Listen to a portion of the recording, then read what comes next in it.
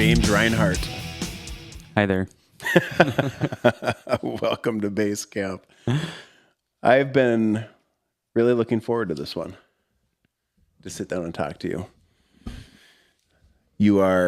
I'll introduce you and then you can do a little bit of your own introduction. 906 Adventure Team board member, right? How many years has it been? I never am good at keeping track. I think It's been a while. 4 probably is my answer, I think. I was going to guess 4 or 5 years. Yeah. So board member, experienced 906 Adventure Team event participant. Mm-hmm. You've done each of them? I've done, all 3 events, various flavors. Yeah. Have you done the Crusher Mass Start? I did the first year that it was by Hiawatha, I think. The 100 that year. Okay. The first year we were out there? I think so. Maybe the second. So was it, the year you did it, was it mostly gravel? Like good Hiawatha gravel? Or did it go over toward Anata and Atrain? It was mostly good gravel. We had the fun sand hills at the end, but other than that, it was that was the gravel. First year. Okay. All right, so you've done that mass start. Have you done both the 50 and the 100, Margie Gassick? Yeah, yep. Okay, so you're experienced there. You've done the long polar roll? Yep. And lots of EX polar rolls too. Yes. And EX Crusher? Shorter ones. Yeah, I've done some shorter ones, yeah. Not a long one yet. Yet. Notice he said yet. Yes, yet. And then also a 906 Adventure Team coach for the youth program. You've been doing that for a while. 4 or 5 years for that too, I think, yeah. Both kids have done it. Yep. Right? Yep. So I've got 2 kids who've been in the program for at least 2 years. My youngest is 7, and he'll be in it again this year. My oldest is 12, and he has signed up for too many things this summer, so decided he would miss too many rides, but he's looking forward to doing a lot of just family rides and things like that this year. That's good. Yeah. What's he doing? Sports? Some sports, yeah. So he's in soccer and baseball, and he does a lot of theater too, so he does some productions and things like that. Yeah. So that and summer camp, and I think we have a trip downstate we're doing, so eat up half the summer. That's all right. Yeah. Good. Keep him busy. Yeah. Keep him cracking. And he likes to move around in what he's in, so he likes to diversify a little bit. So bike a little bit one year, and then more baseball this year, and then just hiking and baking one year. So he's still in his explore everything phase of life, I think. I am an advocate for diversification of interest. Mm-hmm. I think I see too many kids get locked into, one track. And yeah, I do too. And it's, there's a role for that, and certainly high level athletes who want to be doing it. It's great, but some kids, it's hard for them to even stop and think, is this really what I want to do? Is this fulfilling for me? Is this going to help me 5, 10, 20 years down the road? Right. And just from a scientific standpoint, we know that kids who are in one sport have more injuries, have more problems, and often struggle more. And if they get an injury, then all of a sudden they're out of their one thing and don't have a fallback plan for a little while. So it's just tough. Do you know who Jeff Nyberg is? I think so. Have you heard the name at least? Yeah, Sounds familiar. So I believe he was the founder of Neurotrainer here locally. Well, I don't know if it's local, but he was the founder of Neurotrainer. He has stopped by from time to time, and we've just shared stories and conversations, me about starting this, him about starting that. And the last time I touched base with him, one of the projects he was working on was developing an app for high-level athletic participants, let's say who have participated in sports their entire life up through college. But then after college, it's over. And he is with a group of people who have identified that those individuals who get to that elite level of college sports athletics, they struggle once that environment is gone and they have to transition back to normal everyday society. Right. So that was really interesting to talk to him about that transition impact for them once they lose that support system and structure. Yeah, it's a big change. And I mean, there are obviously some people who go on to semi-pro or professional athletics, but it's such a small minority of people. And I think of it somewhat like how people who are in the military come back, and if they don't have a good transition plan, that can be really tough for them too, because they're in a very structure. Their kind of entire life is devoted to this one thing, and then it's gone. Right. And the transition, there are lots of programs that can help, but there's a need there for a lot of it. And for kids who've been in athletics, many of them really enjoy it, and if they're especially in mono sports or kind of one main sport, do really well, and that's great for them. But having some other things that they're interested in, or I think the kids who are happiest are actually those who, even if they've got one main sport, have a couple other things that they're doing that give them a release from that other thing and help prevent overuse injuries, and also gives them something that they can plan for afterwards. Yep, I agree. So, all right, I'll step back. So we've established that you're very involved at a number of levels within the organization. You've done our events, so you clearly know how to do and appreciate hard things. Mm-hmm. And I would say that your participation as a coach and a board member also suggests that you understand and value the importance of kids doing hard things, and, age appropriate, of course, but being outside and creating those connections with the outdoors, their community, and each other. Yeah. Fair? Okay. So that is your connection to the organization. Now I'm going to let you touch on just briefly, because I'm trying to set everything up as we go a little bit into some of the information that you shared at the Leadership Summit a few weeks ago. What is your professional relationship with children and their families? So what do you do professionally? Sure. So I'm a pediatric cardiologist. Means I see kids with heart conditions. I kind of wandered into that field. So I'm from the UP, from Escanaba, went downstate and did a lot of training for 16 years, and then moved back up here in 2018 to be the pediatric cardiologist for the UP. And so what that means is I see kids who have known heart conditions, things they were born with.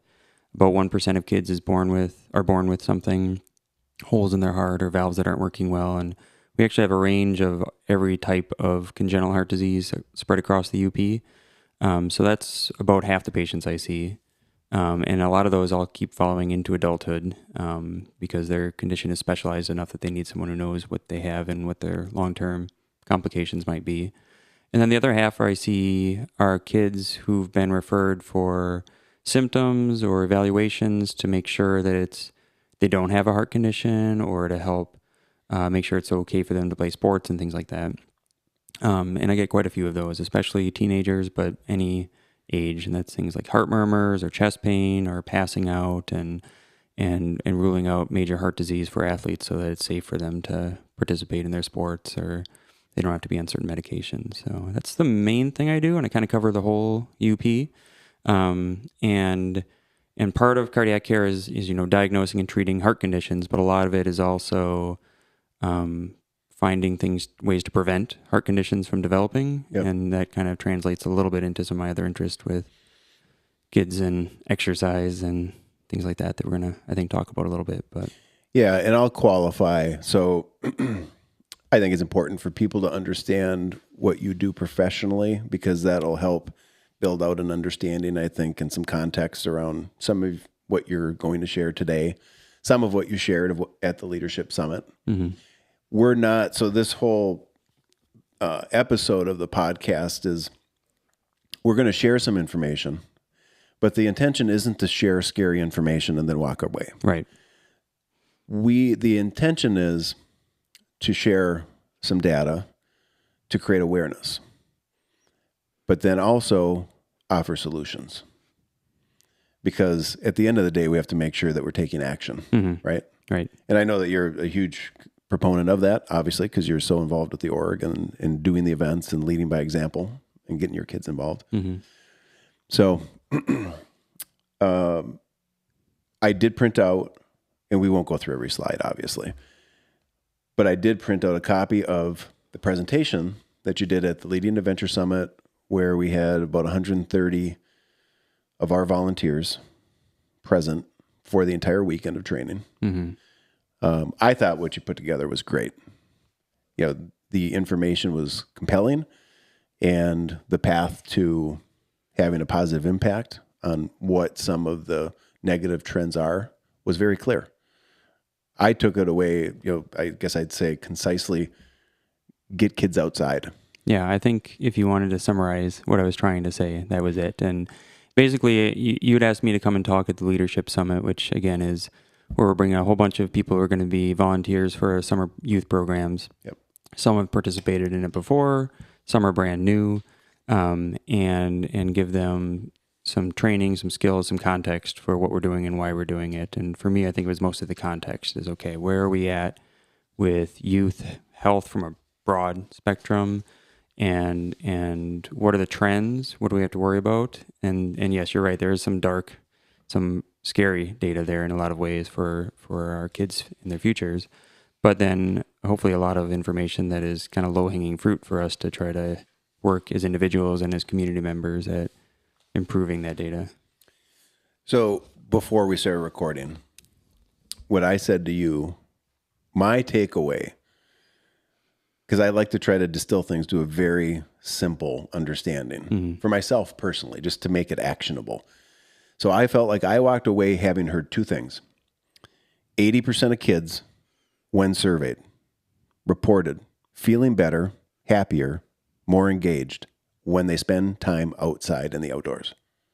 Is that accurate? Yeah, I think that's accurate. Okay. Yep. And that came from your data, which I'm assuming was somehow pulled from some sort of review or survey. So there's a lot of different places you can get information from. And I agree, and I like to try to simplify, and we can simplify a few things here. I like to get kind of big picture as best I can, although that can muddle things a lot. And then you're looking at, okay, we've got so many bits and pieces from here and there. And dealing with uncertainty is a big challenge in medicine and life and things like that. And there's a lot of uncertainty to this. But if you look at all the information we have, some of that data came from big surveys that were done basically asking kids themselves, what do you like about this? What do you like about that? And asking it in a way that's trying not to be biased. And then same thing for their parents. And do you think the outdoors is beneficial to your kids or not? And that, a lot of us, I think, would say, yeah, I mean, the outdoors is great for my kids. And right. That's what the survey showed too. So you look and say, kids say they benefit in many ways by spending time outside. Yeah. So the slide says Nature of Americans survey, a study of nearly 12,000 adults, children, and parents across the United States from 2015 to 2016. Yeah. So it says pre-COVID data. Yep. There's been a lot more information since then too. And other studies that have kind of correlated with this are, you look at just regions of the world that already have this ethos a bit more. And those are the same places that tend to have people who are happier. You look at Nordic countries, for example, where getting outdoors or doing walks in the woods or spending any time outside, they do more of it. Yes. And then they're also at the top of the list every year for the happiest countries. Yes. Now, that doesn't mean cause and effect. There's lots of other things that we can look at too. But that's one more bit of information. And then things like this survey is a bit of information. And then you can look at actual health data. So we can look and say, okay, who has better blood pressure? Who has better health parameters and things like that when they're 20? And smaller studies, but we'll look and say, okay, people who were active, who were outdoors, have better health parameters. And we know those parameters correlate with not just feeling better because your health is better, but being happier and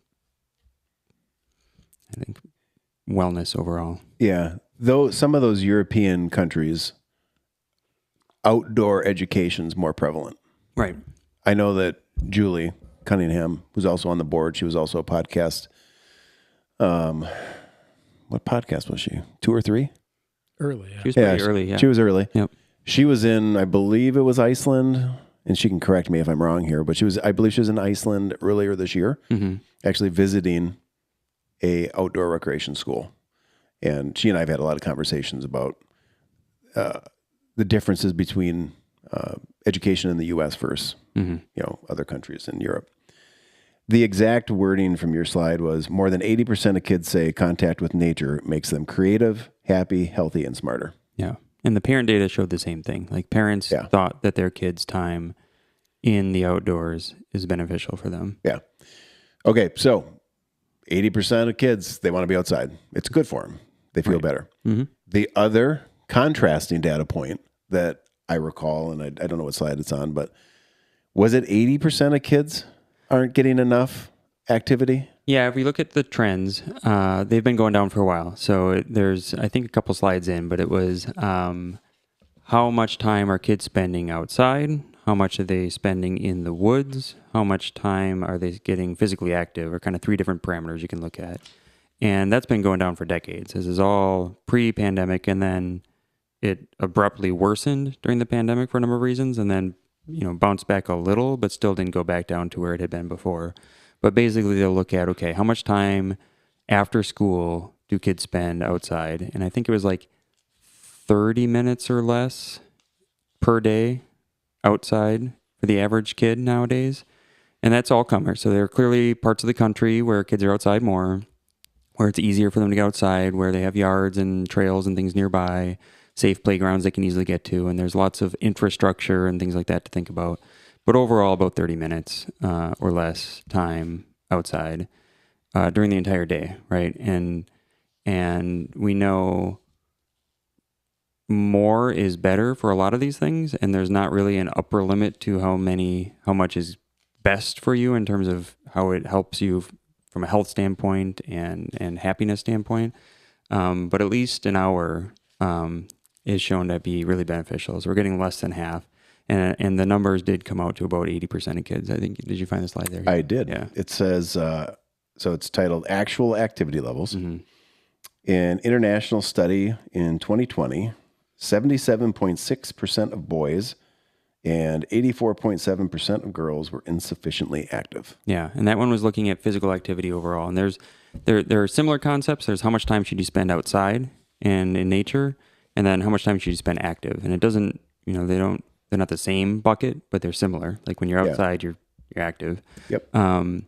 And we have actually pretty good science behind the physical activity recommendations, because that's pretty easy to study. We can say, okay, kids who get an hour or more of exercise a day, how do they do versus kids who don't? And we've looked at adult data for the same information and can see in kids who get at least an hour of regular, meaning daily, physical activity where their heart rates are up a little bit, they're breathing a little hard, maybe getting a little sweaty. They have better bone density. They're less likely to break their bones when they get older. They are sleeping better. They're doing better in school. Both their testing is better. They feel better about school. They like school more. They have lower levels of anxiety and depression. Sorry. It's all right. They feel happier. And they're more engaged with others, so everything is better. The only real downside is it takes up an hour or more of their time. Yeah. And so you only have so much time a day. So that's kind of how much time do kids have to fit in there. And there's lots of reasons why they are not spending that much time that we can get into a little bit more. But we know it's hugely beneficial for them. And if you ask them, hey, was it did you like doing this? Then all the data says, yeah, I'm glad that I was outside. I'm glad that I was active. So a quick question. I'll take that. So a quick question I have for you is, do you feel like let me qualify it. I feel like there's still not enough awareness and time spent talking about this. Mm-hmm. In fact, I don't know that you could ever talk about this too much, because I think we should constantly be reevaluating how we're raising kids. And, basically what can we do to do it better? Just universally, everybody. But do you feel like, because some of this data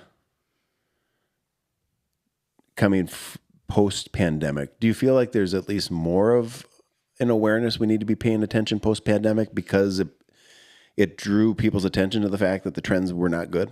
Yeah, I think it did. I think that clearly people saw, especially in the mental health side of things, that became much more of something that people were aware of, is that teens especially have been struggling for a while, but it abruptly worsened around the pandemic and led to people being like, okay, what is going on? Why are all high schoolers, not all, but why are a lot of high schoolers dealing with crushing anxiety and depression and having all these struggles?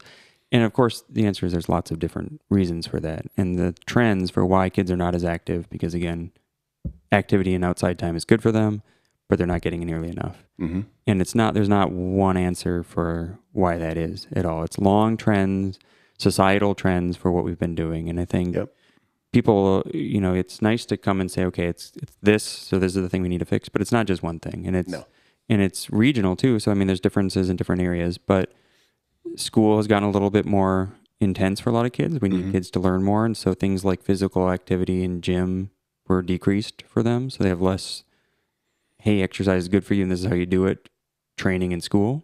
Yes. And there's reasons for that. We do have to have academic progress for kids, and schools are always trying to figure out how to be most efficient. And there's lots of debates you can have about the way we teach and things like that, but they are trying, and they often have to respond to policy changes. And if they're told they have to teach this much of that, then they have to cut it from something else. Yes. And a lot of kids don't like gym. Like there's been a long-standing, it's a different thing than going outside by yourself or with some friends in a low stakes environment. Being in gym where feel like you're compared to all of your classmates and told to try to complete a challenge or something like that. It can be a little bit of a more stressful environment. Well, it's structured. Right. It is. It's very structured. So I think that, and Julie would agree with this, that kids need more unstructured time, more unsupervised time. I mean, not meaning that they're not being watched by an adult, but, less of the adults driving the agenda and the itinerary, less performative. Yeah, there's been a lot of data on that unstructured play is crucially important. And we think of it as important for like toddlers. And we say, okay, kids can like play and they start to develop their imaginations. And we're pretty good at reinforcing that. Lots of toys and things are built for little kids to learn how to use their hands and play and imagine. Yes. And then we're not so good at continuing that as kids get older because it has gotten more and more structured. And there's, again, a lot of reasons behind that, but I think a lot of parenting style had for a while changed towards, okay, you got to keep a closer eye on your kids, kind of a push to mold and shape and direct our kids in a certain way, which is a major goal that we all have as parents. And I know I struggle with the balance between this a lot. Lots of, safety concerns come up, and we're not very good at judging actual risk for a lot of things. We're like, should we always have eyes on for our kids when they're walking on the sidewalk in a safe neighborhood? Do we have to have eyes on them all the time when they're at a playground that we know is relatively safe? And depending on their age and other things, yes, but kids really benefit from having a little more autonomy we can structure it so it's safe enough, but has the right amount of risk, the right amount of them being able to learn. And that is going to result in them sometimes getting a little hurt. They're going to scrape themselves. They're going to injure themselves a little bit. I think then 5-year-old broke his arm the same year I broke my arm at the playground. He fell off the slide. And I don't blame the, teachers for not being there right away to stop him from being silly on the slide. He learned from that. He shouldn't have been doing what he was doing on the slide. And I don't think kids should have to break their arms to learn this lesson. Yeah. But it's going to happen some. And that's why we have healthcare services available. And that's why we try to teach kids how to engage with the world in a relatively safe manner and minimize risks. Mm-hmm. I think from, what we were doing in Bike Club is working on a lot of those skills with our kids, is trying to make it so that they feel they can try something they've not done before in a safe environment, but that doesn't mean they're not going to hit their knee and they're not going to get a scrape and things like that. We'll try our best to help them not do that, but putting our bodies and nature together is going to result in some of that stuff, and that's okay. And I think we need to make that be okay. So getting back to, I guess, what you were talking about, so that's more unstructured stuff, or at least like structuring the safety and the risk a bit, but then letting kids have less competitive, less structure, less like ranking type exposure to activity and the outdoors is really beneficial for them, because everyone can engage then, and they're working on just themselves or their interactions with others, and not that I'm interacting with you to see who is the best at this, but we're working together, or we're learning things, or we're experiencing this together Yeah. is a lot better for them overall. Yeah. While I was listening to you talk, everything we talk about today, this is, I want to qualify this. So these are our opinions. Some of the information you share is information and data, right? Taken from surveys and studies, et cetera. Some of it will, of course, be opinion-based or maybe tethered to our organizational mission and the way we do things.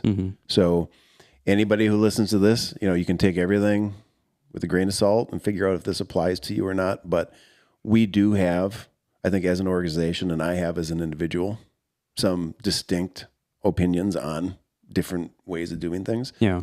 I'll share with you, because I have had the opportunity to interact with families and kids in a very competitive environment with traditional team sports, and then also in our program that we've created from the ground up through Adventure Team or Adventure Bike Club, and then also our events.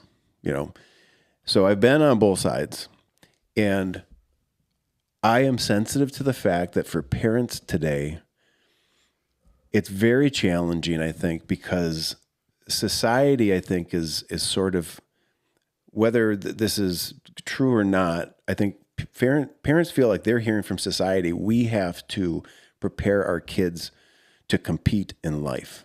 Like it's a zero-sum competition, and there's going to be a winner and there's going to be a loser. And if there's going to be a loser, it ain't going to be my kid. And the interesting difference I've seen, because I'm back coaching basketball, right? AAU basketball. This is not screw around, have fun at Adventure Bike Club type stuff. This is, we're traveling to Milwaukee to compete, to win. It's interesting that on the competitive side, whether it's basketball, football, baseball, soccer, swimming, when I have conversations with those parents, a lot of the times they are very focused on their kid's resume that the kid's building. I'm talking about high school kids here or middle school kids. Parents are already thinking about what they need to be doing to put on their resume. I'm talking about 14-year-olds, 15-year-olds, 16-year-olds, which to me is insane. Now, I'm not blaming the parents. I think that the way we live is somehow putting that pressure or suggesting to them that that's the way they need to think. Whereas over on the bike club side, we registered 1,063 kids, I think, in the last week or so. The number of times that I have had a conversation with a bike club parent about their kid's resume is zero. Right. But it comes up often on the competitive side. And I just find that so fascinating, because even when some of these kids will come back to volunteer for us, they're volunteering more often than not to be able to put it on the resume to say they did. Sure. Versus just coming back to do the right thing, and kind of reinvest in what invested in them. So some of it is just like, nobody's doing anything intentionally wrong. Nobody is, malicious in intent, but playing forward, what are the lessons that the kids get? Like cable coaches. Yeah. I've told cable, you are going to coach and you are going to invest in these young kids, because since you were 7 years old, adult after adult has shown up and invested in you. And the person you are today is as much about them as it is your mom and I. So kind of opening up his perspective of community and just the world in general. His connection, like when he comes out and he sees you or he sees Ryan, I think he coached with Ryan last year. Like his world is so much bigger than just Stacy and I or his grandparents. Right. He's got a huge community around him. So I think I guess it's a long way of saying that I think that the way that we frame these things into why they should be doing it is important. Yeah. Everything should not be transactional. And I feel like even at the middle school and high school level, we're already starting to teach our kids that everything's transactional. You're going to do this because you're going to get this. And then doing that is going to get you this down the road. if that makes any sense. No, it really does. And luckily, I haven't had to be exposed to that too much in my own kids' lives too much. But you're right. I think a lot of things are viewed as a zero-sum game. And some things are, some competitive sports are for the most part that way. I agree There's with going to that. be a winner and a loser and rankings and races are to some extent the same way. And school is to some extent the same way, but there's a lot of things are not black and white. There's a lot of gray zone type things too.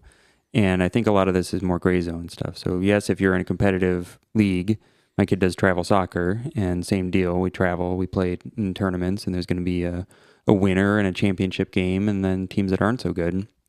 So it is in a lot of ways zero sum from that standpoint. Yes. But at the same time, they're getting to play teams they've never seen before. We're getting to go play at areas we haven't seen before. We're playing with our teammates in different environments. And like that exposure and that experience itself is worthwhile. Mm-hmm. Yes, winning is still a goal. Yeah. But there's a little bit of a balance there. And I think this resume building, I think it comes back to kind of people's anxiety over having control over a lot of these things and wanting control over everything in their kids' lives. And that's a big part of why unstructured parts of their lives have gone down so much, because unstructured isn't something that is seen as growing your resume or building something that you can show and say, this is what I did. And that's why I should be accepted here or gotten this job or getting this raise or whatever you want as your next step in life and your kind of ladder you're aiming towards. It's a little interesting. I think that a little bit above the high school level, there has been a little bit of a transition in some places away from that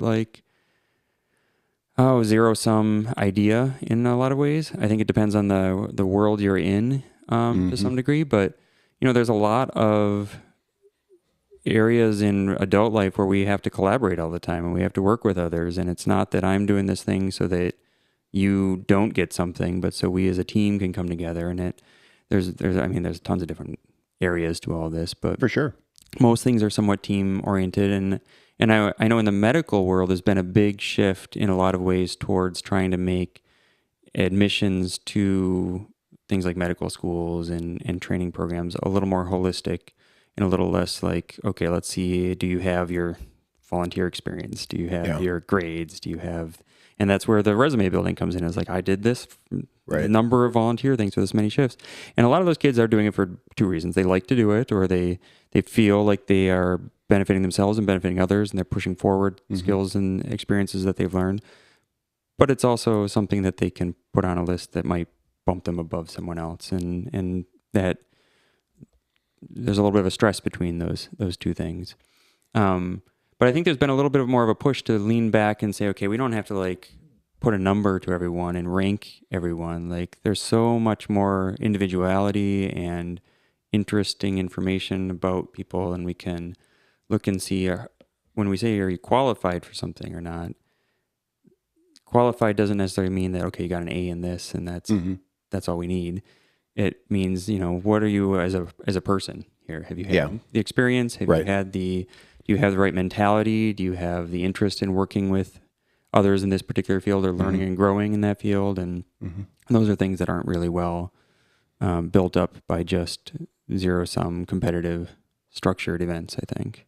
Yeah. No, I think that piece, what you're talking about would be where you're looking more holistically at the total human, right? Mm-hmm. So you're looking at character attributes, work ethic, ability to collaborate with others, which is those three things are fundamental underpinnings of Adventure Bike Club or any programming, even our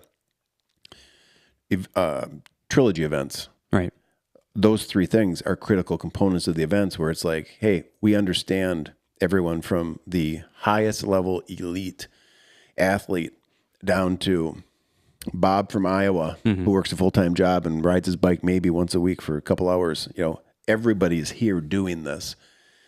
And whatever reason you're here for this challenge, that's good enough for us. We're not going to value it against what anybody else is doing. everything that everybody's doing here matters. That's sort of the message, I think. It's a little bit different from the performative realm, where it's more like, what do you bring to the table that helps us win? Right. You know, it's a different deal. Let's shift a little bit. I've got the slide in front of me. We talked a little bit at the summit about pediatric obesity. Mm-hmm. And I think without even knowing data or seeing data or being given data, I can just look around me and I can say, it seems like it's increasing, not just at the pediatric level, but I would just say at all levels. You want to talk a little bit to that as far as what we discussed at the summit? Yeah. So getting back to some health topics again, obesity in general in most of the Western society has been increasing for a while. And we've seen that in adult data for a long, long time.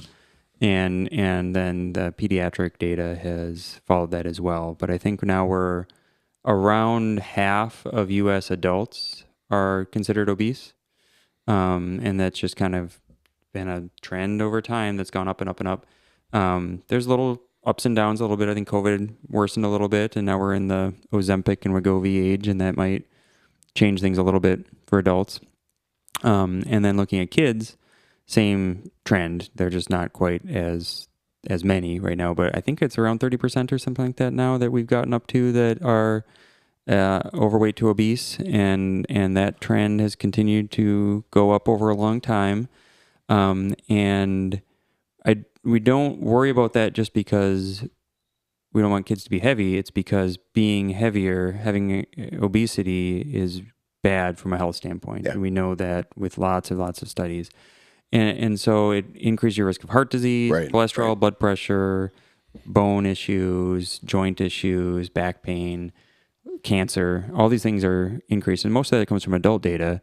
And what I worry about the most for kids is kind of two factors. One is the length of time that you have a health risk, the more bad outcomes you can have from it. So like take smoking. That makes sense. Right? You smoke for a year, it increases your risk of lung cancer a little bit when you're older. Yep. You smoke for 10 years, increases it quite a bit more. Yep. So if you're overweight for when you're an adult, starting in your 40s, that's not great for when you're in your 60s. Yep. But if you're already obese when you're 13, then you're going to be talking about getting those complications I talked about when you're in your 30s. Mm-hmm.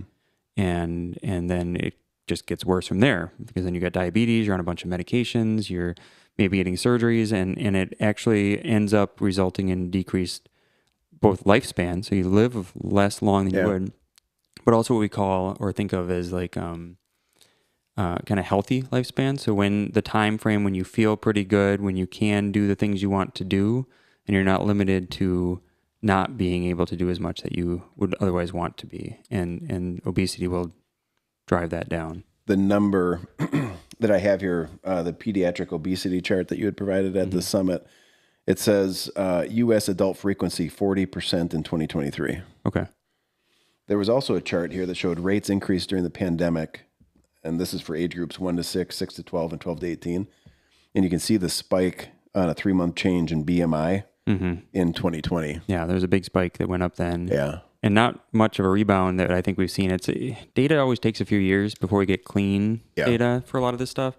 But it went up, and I think we know why. Like, we told everyone, stay inside. Right. Don't go to school. We put, even here in the outdoor mecca of Marquette, we had playgrounds wrapped up so you couldn't go to the playgrounds for a little while. And so, kids couldn't do anything. You know what they could do? Bike club. They could do bike club. We did bike club that year. Yep. We did it. Yep. I was out coaching. It was great. And we bounced back a little bit, but it's hard to, I guess another thing related to obesity is once you are obese or overweight, it's harder to reverse, right? So it's harder to come back from most health conditions rather than preventing them in the first place. And there's a number of reasons for that. Like, it is hard for anyone to lose weight. We know that's tough.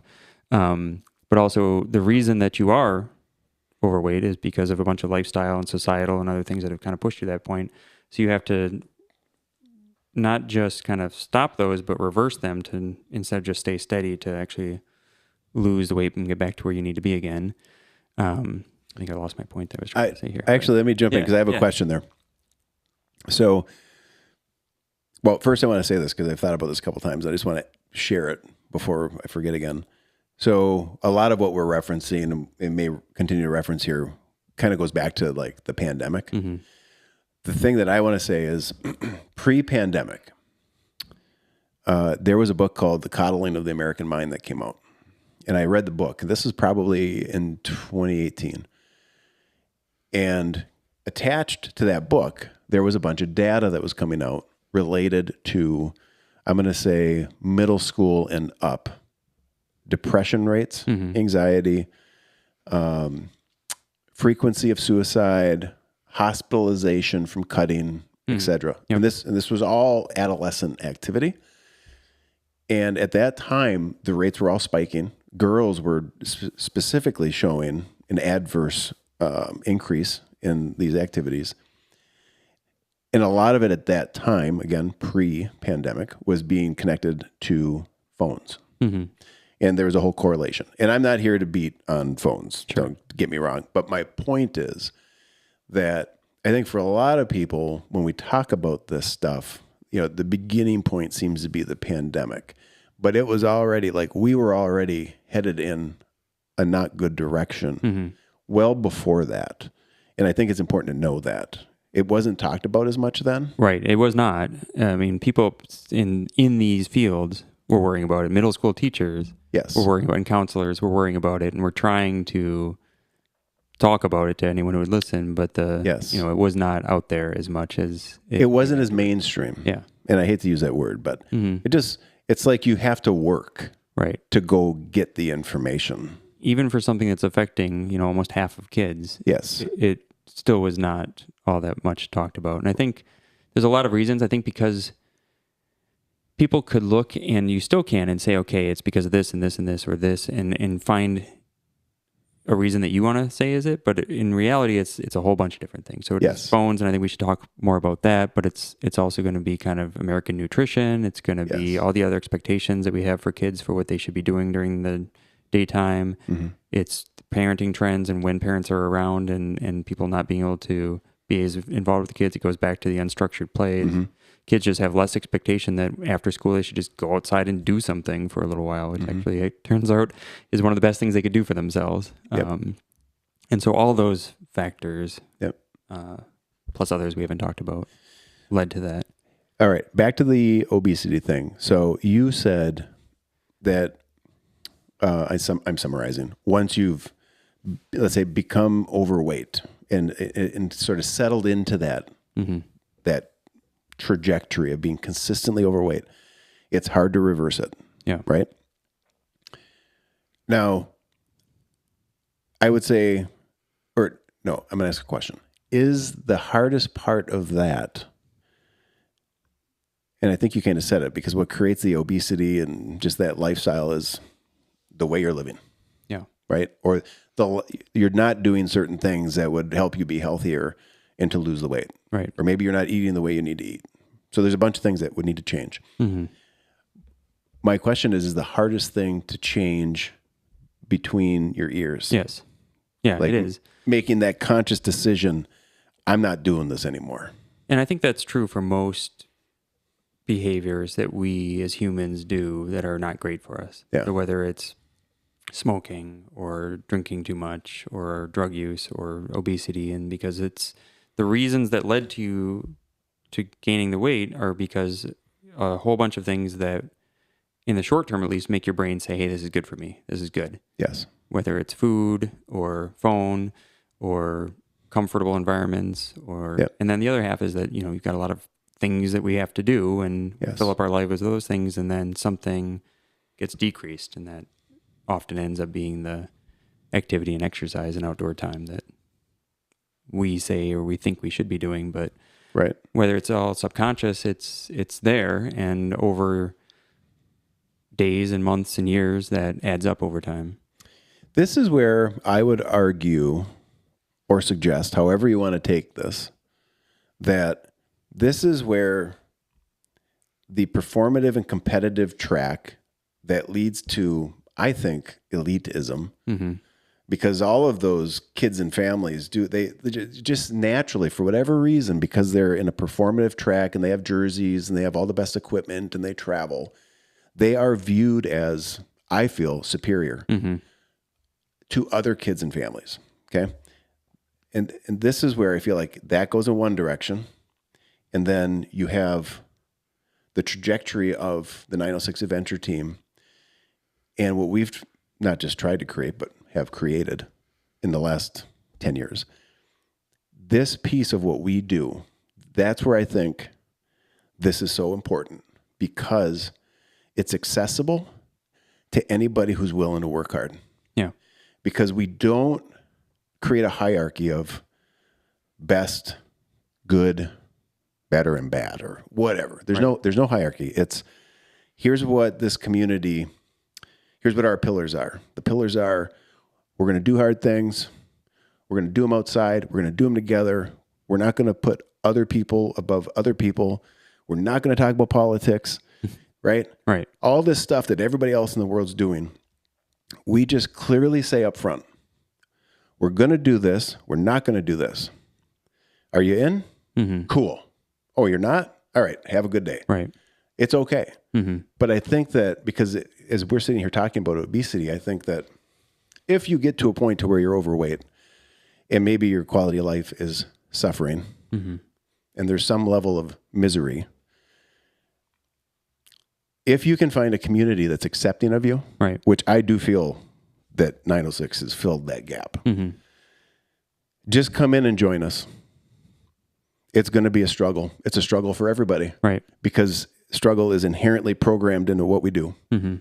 You're going to be miserable one way or the other, right? You're going to either be miserable at home on the couch alone, right, overweight, unhappy, or you can come out into the woods with us and be miserable too, but have a community of people around you, and through that, actually have it be pretty empowering and inspiring, and probably get on a path to where you're surrounded by folks that are helping you find a better version of life. Yeah. I think a lot of the things that lead to problems like our obesity are short-term things that help make you feel a little bit better and trigger that dopamine and things like that. And such as? Well, I mean, food. So, our highly processed foods and things like that we have in the U.S., we've got more and more data showing that what we consider high processed foods are just not great because they taste good and they make our brains happy, but they are not as nutritious or filling or sustaining as foods that are closer to where they originally came from and more whole type foods. So they make us happy, but they poison us. Yeah. That is perfect. That is growing information behind that. And of course, there's a lot of reasons for that. I mean, we naturally want to go towards what feels good and tastes good. I mean, for anyone who has pets, your dogs are going to want to do the same thing. My golden retriever would be happy to get into my cheese and treats drawer and just eat that all day. And Oreos. Yeah. Oh yeah. Yeah. He ate a whole box of some. We had some Girl Scout cookies and he just ate the whole box the other day. So perfect. That was great. But we're the same way. Like we are subconsciously the same way. We're wired to find nutrition that's quick and easy because way back when that was how we survived. And same thing for finding comfort and then things like our phones and things like that are another quick trigger, easy fix that are like made by the people who make the apps and things for us to trigger that instant gratification type data. Right. And I think on the flip side, things like doing the hard things, like going outside, like what we do in Bike Club or what we want people to just do more of, is also triggers a positive response in our brains. Sure it does. It's not immediate and it takes a little time to get used to it, but there's been a lot of actually people looking at like, why do we do hard things? Why do marathon runners run marathons? Why do people do long hikes in the woods when they could just drive there? And clearly some people do and some people don't. But the people who do, it's pretty easy. You talk to them and they're like, oh yeah, that was hard. I had the ups and downs. I had the full experience that I felt sore and tired and miserable and wet. And I felt amazing when I got to the top of this hill and I saw this view. And like you have that the ability to feel that full experience of down and up, and if you're doing it with someone, togetherness, collaboratively, not competing with them, but like experiencing it together, is such a better experience. And I think that's what we want to mold people towards, whether it's through 906 or other, like that is the goal of unstructured play, of getting people outdoors, of getting into nature more, because you can get, it's not that I want everyone to go out and have a beautiful day with no pollen and 70 degrees and no sunburn and it just looks nice and you get a nice view. Like, that's great.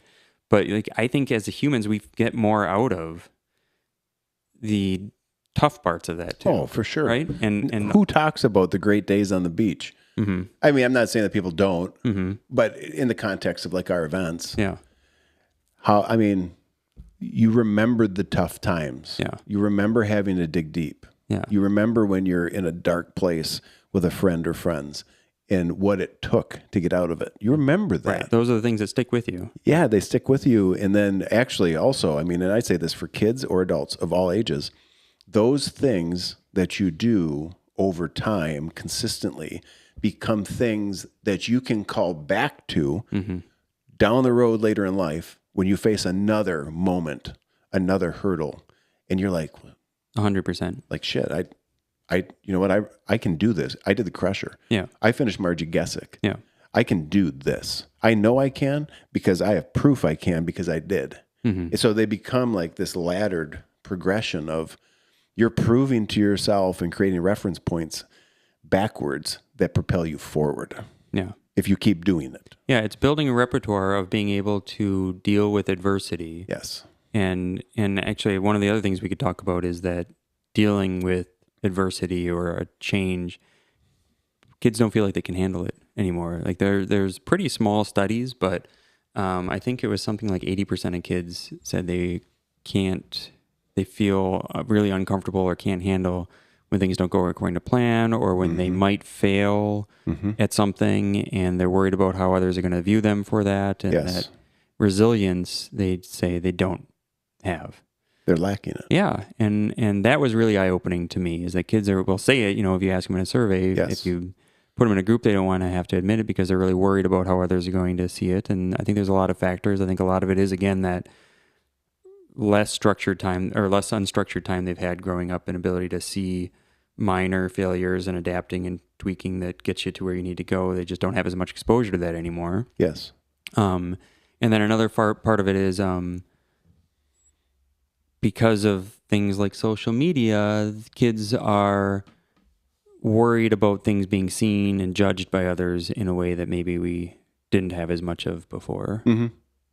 They can never get away from it. Right. You could, before phones were mobile and went everywhere with you. I mean, you might have an issue with a kid at school, but 3:00 you go home and you get a break from the dude.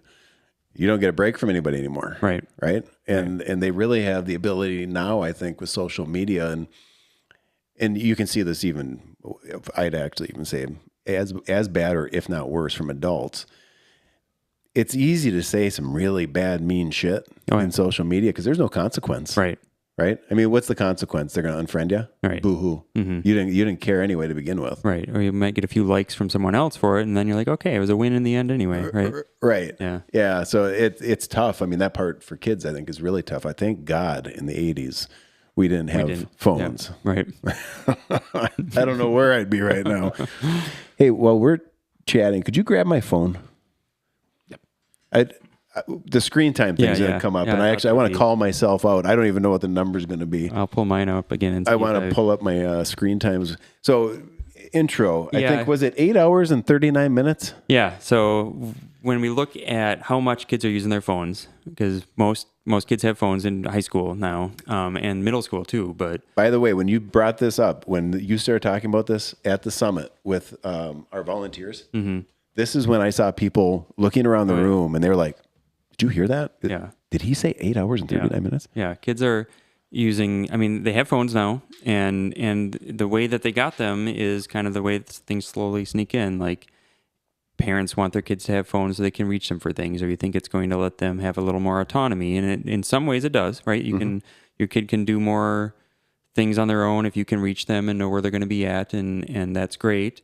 And then kids think, okay, this is going to be a way that I can contact my friends and be connected more than I was before. And so those are great things for them. Right. But then that snowballs towards all the problems we have with social media, and I'll pull mine up too, and games and other things on our phones. And now, so when we look at the data for high schoolers, it was over 8 hours a day spent recreationally using their phones. So that's not time on their Chromebook doing their homework and things like that. It's just phone time with social media and games and things that are not. That's crazy. Yeah, 8 hours. Like that's longer than the amount of time we think they need to get sleep per day. That is longer than the amount of time they spend in school every day. So if a kid gets up at 7 a.m, I'm going to just use Cable, my middle school age boy. He's 14 years old. He gets up at 6. So he gets up at 6. He's up. He goes to school at 7:30. That's an hour and a half. Mm-hmm. He's at school until 3. So let's just ballpark that and say 8 hours. He's at school for 8 hours. How on earth are they getting 8 hours on Well, this some thing? of it's at school. So there was a recent study this year. Okay. Kids are using their phones. What was it? It was about 2 hours.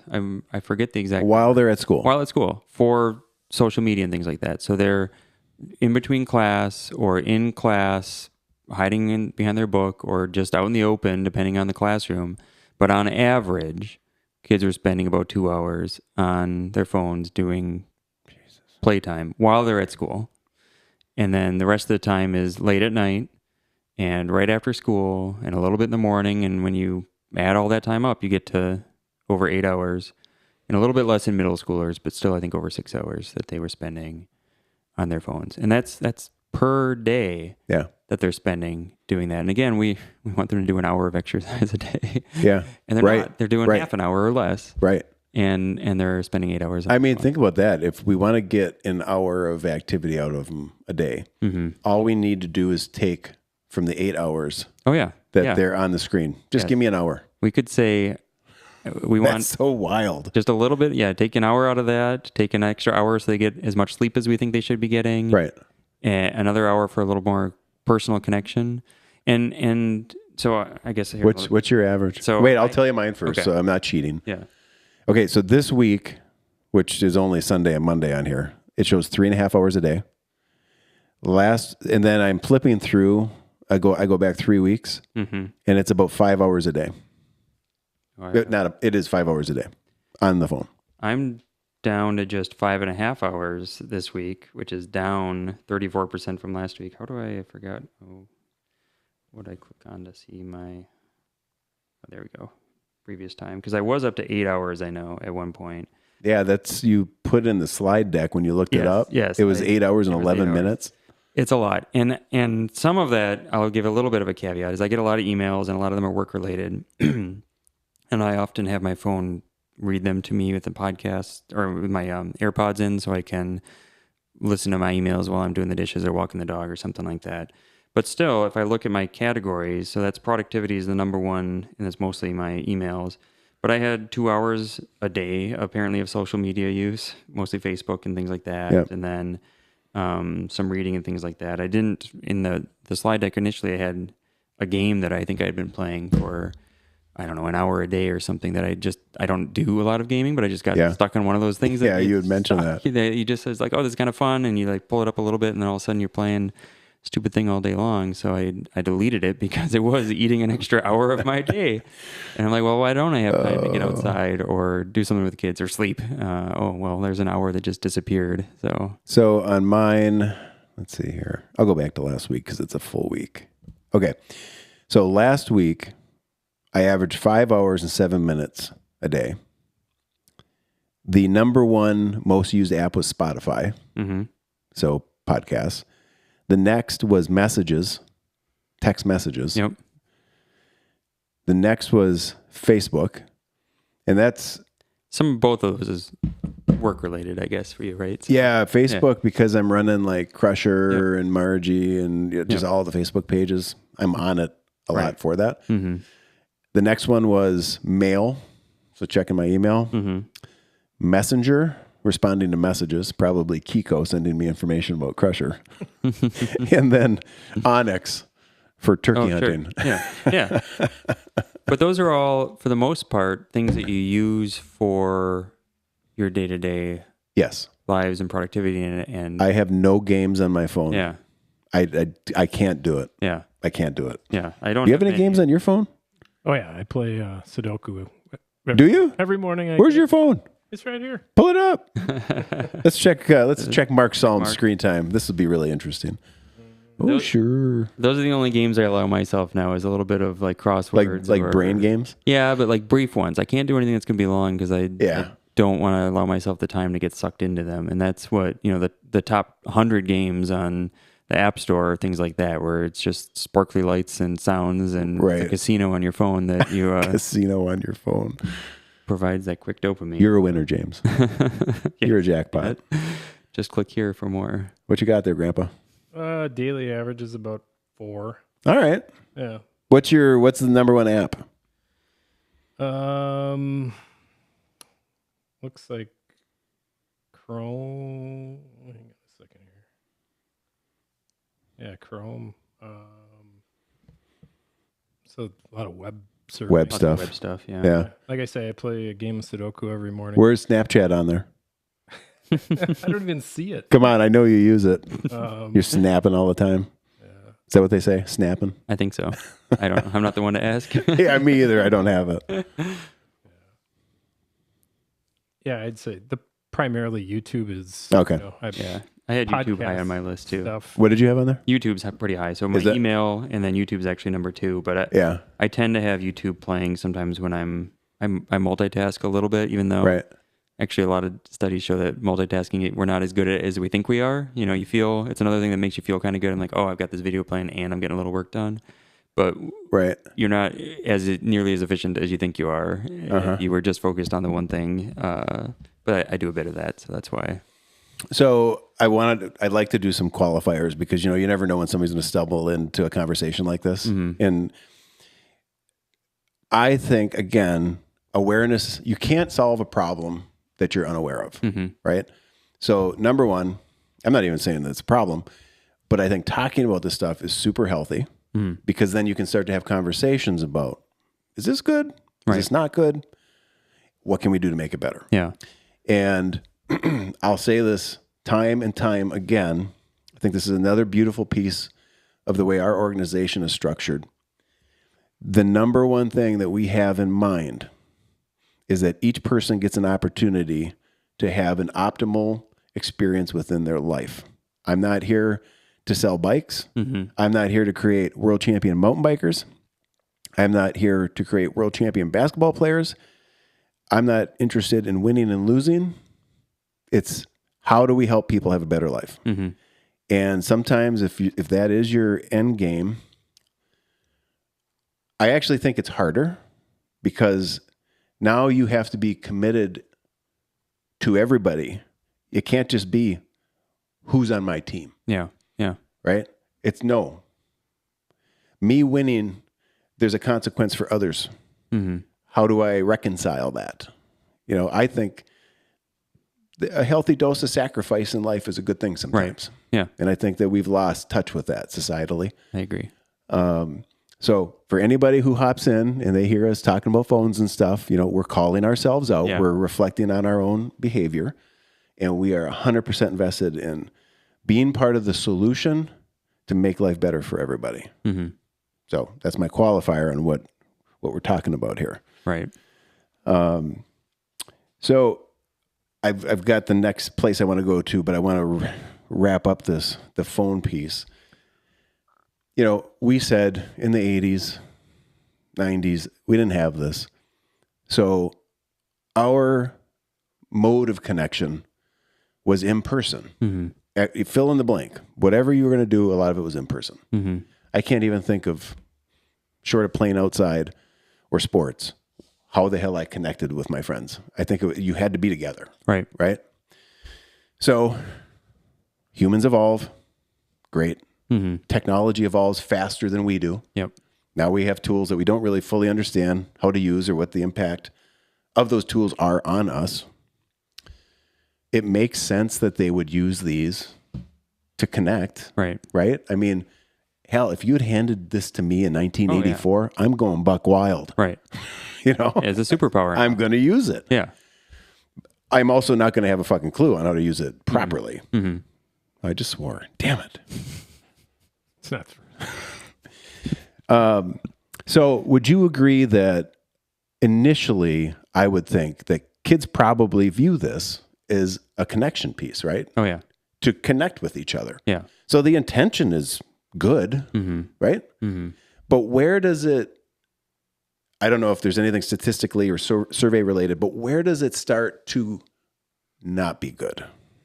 Well, if we ask kids themselves, and again, not kids are going to be biased by what their experience has been so far, and Yes. and they're kids, their brains are still developing, they're still growing, they're both becoming independent, but also still need guidance from us. But if you ask them, kids will acknowledge that they spend too much time on their phones and too much time on social media. Okay. And they will... That they do personally? They do, but the interesting part of that is Okay, if you because ask them... this is in your it's there. slides. It is, yeah. If you say, hey, do your friends spend too much time on social media? They'll say 100%. They're on there all the time. They're not doing anything fun. We don't want to get together anymore. Yep. And then you ask, okay, do you spend too much time? Like, actually, I think I pretty well balanced. Like, I do some other things in my life too. Like, I do about the right amount. Yep. And they're using just as much as their friend is, but there's a cognitive dissonance there. And adults can have the same issue, but kids definitely have that. And then there's a lot of fear that they have that they are kind of trapped because they are in their phones. This is how they reach their friends. This is now kids spend much less time getting together. The trends for that are just like the trends for physical activity. They've gone less active, but also less time together. And kids are much less likely to spend time physically in the same area as a friend or peer than they were 10, 20, 30 years ago. Yep. And instead they're in their own bedrooms on their phones. And they are intermittently messaging their friends or people they're somewhat close to, but they're not getting the face-to-face. They're not getting the nonverbal or even verbal cues. They're not talking. They're just texting. Yes. And that's when their brain is supposed to be developing those social abilities and forming those connections of how important it is to talk to others and be present with others. But so kids are not spending time with each other. They're spending it on social media, and they some of them will say, "Oh yeah, we probably should spend less time doing this," but I can't because if I stopped doing social media, I would not be with my friends anymore. I'd just be alone. Yeah. I guess the couple caveats I would give to that is there are some kids who don't get phones, whose parents say no, or who go through and put in all the limitations and things like that. And those kids have variable levels of frustration with that. Mm-hmm. But humans are adaptable in an amazing way. Yes. The same way that we can have people do Margies and Crushers and can go visit cold environments and hot environments. Like, we are very adaptable as a species. Same thing is true for our phone and social media addictions, and kids are the same way. Like, they're kids who don't have access to it can be frustrated with their parents, but they do okay. And you ask them after the fact, hey, was that okay? And they'll most often grudgingly be like, yeah. Mm-hmm. I agree with that. Yeah. I think you've probably heard me talk about cables reduction and phone usage. Mm-hmm. And the first question I get from parents is, does he feel isolated? Because the thought is, well, hey, now he's cut off from all of his friends. Mm-hmm. That's not necessarily entirely true, because he still has an Xbox that he plays games on, so they're still connected on the headset talking to each other. Yep. Which, if you came to me, and this is just a personal thing, but if you came to me and said, you have to choose. Your son is going to be able to text uncontrollable. Like, he can text whenever he wants, but he can't talk to anybody. Or he can talk as much as he wants, but he can't text. You have to pick one. What would you pick? I'd pick the talking. Talking 100%. 100%. Yeah. Yeah.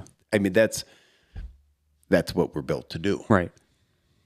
If social media or communication things were made to actually enhance kids' abilities to talk to each other and connect, they would be very different than what they are. They would be set up to allow you to easily reach your friends and talk about like where we want to meet or what we want to do something and things like that. But it would be built in a way that would not engage you to stay in the app. Yeah. But that's not the way they're built. They're built Right. because they are built on advertising dollars. Yes. So it's a product. they want you to stay in there. Yes. So all these things, sure, they tell you that they're being set up to help you, and they are in some way, but they're much more interested in keeping you in the app. And so instead of going to be with your friends, you're just going to share videos and emoji them and talk. And that is a form of communication and it is a form of spending time with your peers, but it's not as fulfilling Yes. as actually being together. And not everything needs to be like the best experience, but it is getting in the way of the times kids are supposed to spend doing some of that. I'm not saying supposed to because like that's what we say they should do, because we know it is better for kids to spend more time around people their own age. Yes. In person. Yes. So going back to your slide deck, we have clearly more tools than we've ever had to be connected to each other. And yet, according to what you shared, loneliness amongst children is on the rise. You want to talk to that a little bit? Yeah, and I think we covered it a little bit right now, but loneliness is one of those kind of, it's like happiness. So it's a factor that we don't have as good of like parameters from like 0 to 10 or something like that. But I think it's more real than a lot of other things we look at. So how alone do you feel? How connected to others do you feel? And that has worsened over time for kids. Another thing that spiked during the pandemic is loneliness, because we told kids they could not be in the same room as other people. Right. And unfortunately, it corresponded to a time when they all were getting access to phones or had phones. And so that's when they really got into that as a... Can I add a data point there please. to what you just said? Yeah. Because I'm looking at, so it says teens who meet up with their friends almost every day. It starts at 60% and it goes down to 20%. Yeah, that was back in like the 80s. Yeah, this goes back a while, I think. Right? Data is charted from 1980. Yeah, 80s. It looks like to 2020. It says underneath the title or the header, it says, the percentage has declined through the years, with the decline accelerating after 2010. The advent of the iPhone was 2009. Yep. And you can see at 2010, a precipitous drop. At that time, it was about 42% of kids saying they meet up with their friends almost every day. And now it is, as of like 2020, it was 27%. Back in 1980, it was showing upwards of 52%. Yeah, and I think that's a pretty drastic change. I mean, it's a huge change. It's a huge change. And there's like a lot of things, a lot of factors behind this, but kids started to spend less time together, and it's gotten worse and worse over time. And a lot of that is the 8 hours a day that they have to spend on their phone, and so there's just not time to do the other things. But humans are supposed to be social creatures, and it's important for us all to have connections with others. Yes. But it's extremely important for kids. So like we know in younger kids in developmental, if babies and toddlers don't get human connections, like their brains don't develop correctly, and they will have long-standing issues with separation and being around others and behavioral problems, and their brains, you do scans on them and they're just parts of the brain that are supposed to grow didn't grow. So fascinating. Yeah. And the same is true when you're older. Your brain is still growing up to about 25. Yeah. And so if you're a teenager and you're not forming those connections in your brain that you're supposed to, then you're not going to have the skills or the built-in kind of mindset for how to kind of fully function the way that we're supposed to. We are supposed to be around others and learning how to interact with people who are a little bit different than us and talk with them and resolve conflict and build things together. And we're just doing less and less of it. And I think the way we feel that is loneliness, is we feel Yes. alone. And it's not to say that being alone is bad. Like I'm kind of introverted. I like my rides in the woods by myself a lot. I need to kind of decompress from exposure in ways like that. But like, But is that loneliness? that's not loneliness. No. That is different. So that is alone time. Yes. But if that's all I had, I would be lonely. Mm-hmm. But it lets me reflect and value the time that I spend with those I'm close to and my friends and family, and Yes. reflect on that in positive ways. And I think what loneliness is the desire to have spent time with someone, or the retrospective, you look back and say, oh, I wish I had been with someone Sure. more than I was. And that's what kids report. They say, I am lonely, and the trend you showed is that I am spending less time with my peers than I was before. Well, here's the other graph. Okay, so contrasting data. This is the graph next to teens who meet up with their friends almost every day. The other one, so this other graph is reporting percent mostly agree with often feeling left out. Mm-hmm. And the graph shows this one started in 1991. And in 91, it showed the dark blue. So often feel left out. It was about 29% reported this, kids, in 1991. Mm-hmm. It declined, like got better, Mm-hmm. meaning they don't feel left out. It got better until 2007. Mm-hmm. And then from 2008 to 2023, it's just this precipitous climb. Yeah. And now the percent of kids reporting that they often feel left out, according to this, shows 38%. And then the line that says often feel left out is off the paper over 40%. Yeah, it's high. I can't even see the spike. Mm-hmm.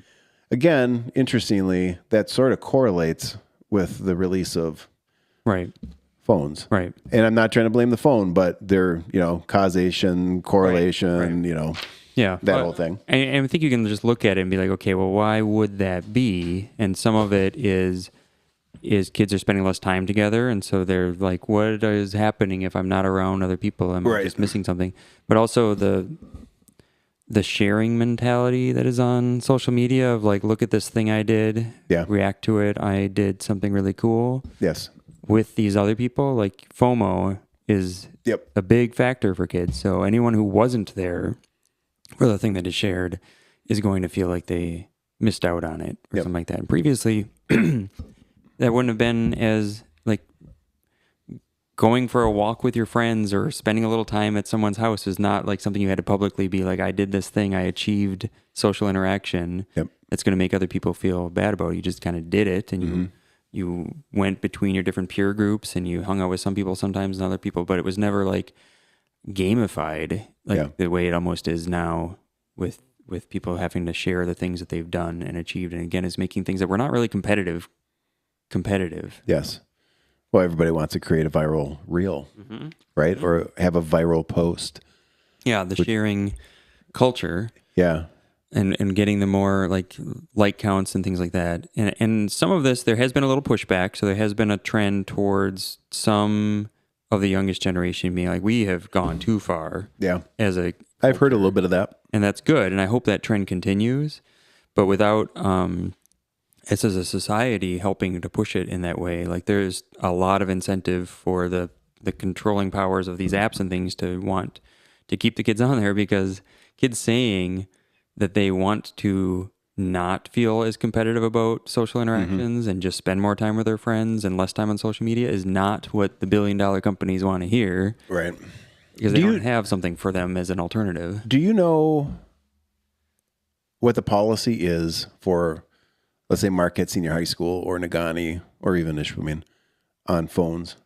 I know a bit. I think they are not supposed to have them out in class. Okay. So they may have them, but they don't want to see them. Right. And I don't think there's an enforcement that like they need to be in your locker or anything like that. But it's we don't want to see them. But if you have them between classes and things like that, that's your own business. We're not in class at that time. Gotcha. there are a lot of areas of the country that are pushing towards being more strict with Yes. phones. I think it's a little early to know what the data is going to be long term for that, but there's been a big push by some places, and especially California and New York, where kids have to put their phones in a pouch, Yes. and then the pouch is sealed magnetically by a key that the teacher or someone else has, so that the kids can't get their phones back out Yeah. until the end of the school day. Yep. And it raises all sorts of issues because it takes a little time and they have to invest in the pouches. Right.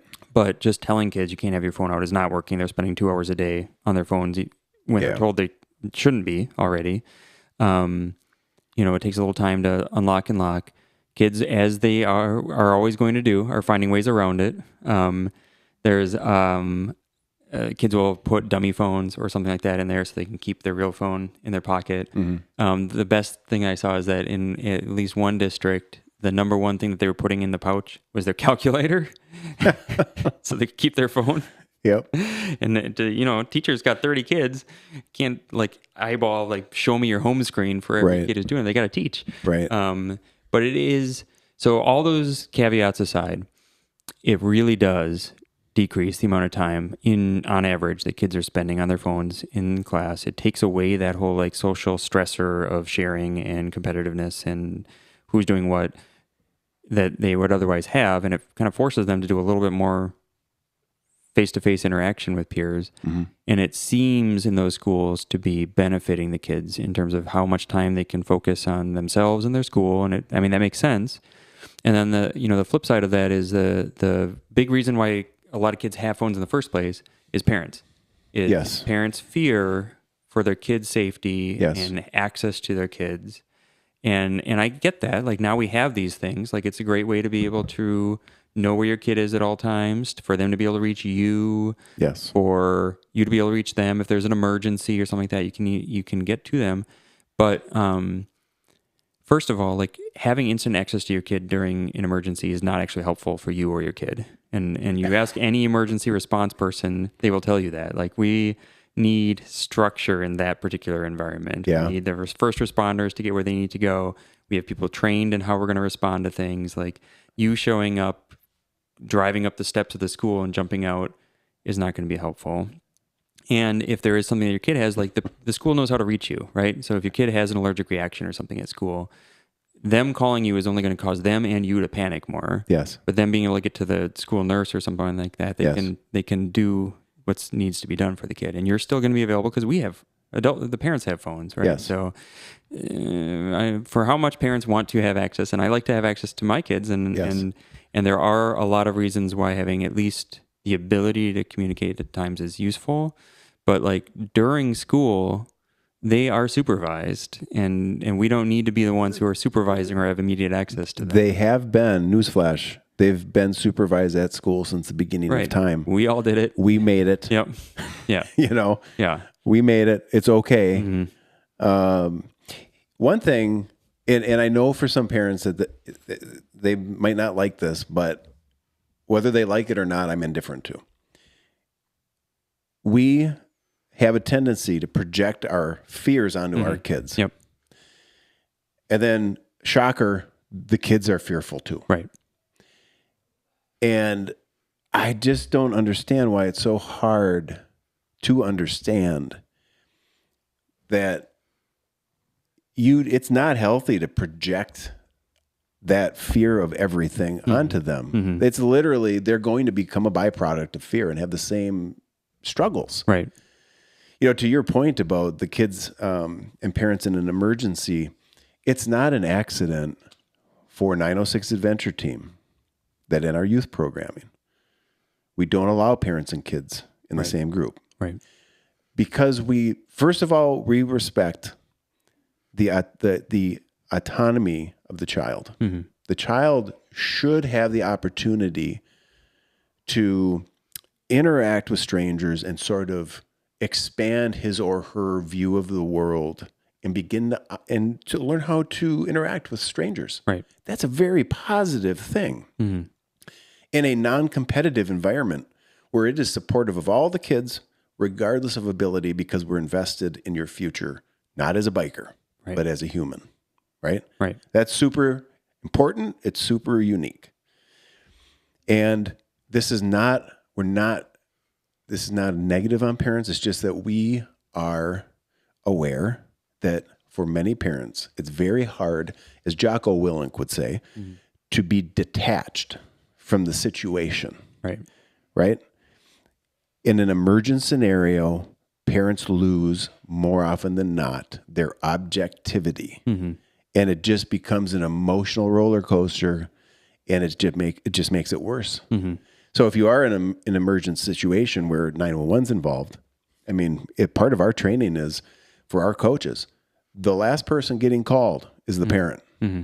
We are not calling the parents until the situation has been brought to a point of stability, and we can give the parents succinct, clear answers to what happened and what the status of the child is, because we truly are invested in just handling that situation, whatever it might be. Right. Now, thankfully, in that program, because we're not prioritizing competition and speed and, forceful interactions with kids and bikes and, Right. and We're not trail obstacles. generally trying to crash into things. Yeah. I mean, we have incidents, of course, but largely speaking, they're of low trajectory, low consequence. So, I mean, the only time I've ever had to call 911 that involved kids was in a non-906 bike ride, and everything ended up okay. But yeah, that whole fear thing is, we got to figure out how, I think, to be better through that and to not project the fears. I think our ability to share our awareness of our world and all of the stuff going on in the world, I think that's also part of the issue, which comes to us through social and the phones. Yeah. You're privy to a lot of information that actually, in the scope of your day-to-day life, you don't need to know. But now you do, and you're scared shitless about something happening across the world that you have absolutely no influence over. Right. But there's a perception that might impact you. This gets to a thing that I think about a lot is uncertainty, and our ability to handle it, and it, relates to some of the things that we've talked about in adaptability and things like that. But uncertainty is not knowing exactly what's going to happen, and there's so much in our lives that is uncertain, and it can be overwhelming. And I think about this a lot because professionally I have a lot of uncertainties every day. So in my field, it's a pretty small field. There's not that many kids with congenital heart disease, and they're all individually a little bit different. Thankfully. Yeah. But that does mean that as compared to some adult heart disease, where we have, unfortunately, a lot of adults with certain types of heart disease, we kind of know what to do in a lot of ways. We know if your blood pressure is this, or if your coronary looks like that, this is how we should treat it, because we've done some big studies and it says this is what we should do. Yep. We have a lot more uncertainty in my field because every kid's a little bit different. They're growing. So like how I deal with a 2-year-old versus a 6-year-old is very different because they're physically different in size.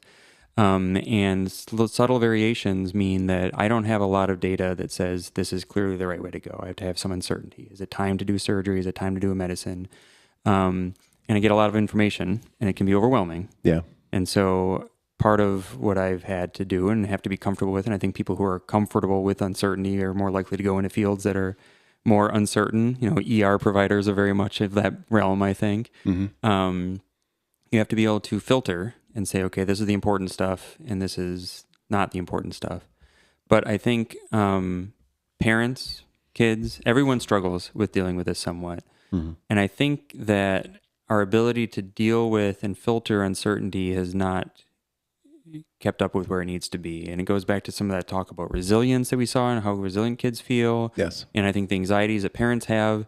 And I think a lot of it is that now information is so much more available, and saying, okay, what is good information? What is relevant information? None of us are as good as we should be at that. But, again, in the healthcare world, we see that all the time. People come in with WebMD and they say, okay, I have this chest pain, my kid, it must be this or this or this or this, or tell me it's not. And they're worried, and then the kid is worried. So like I get kids who come in just panic attacks because of their chest pain, and half the visit is helping reassure them that they're not going to have a heart attack from this after I've done all the appropriate workup and all that stuff. Right. And then outside of my medical field, it's the same thing, is that parents have, in general, there's lots of lots of variability in parents, but have this kind of hovering worry about their kids, how they're going to succeed, how they're going to be safe on the playground or in the woods or away from them.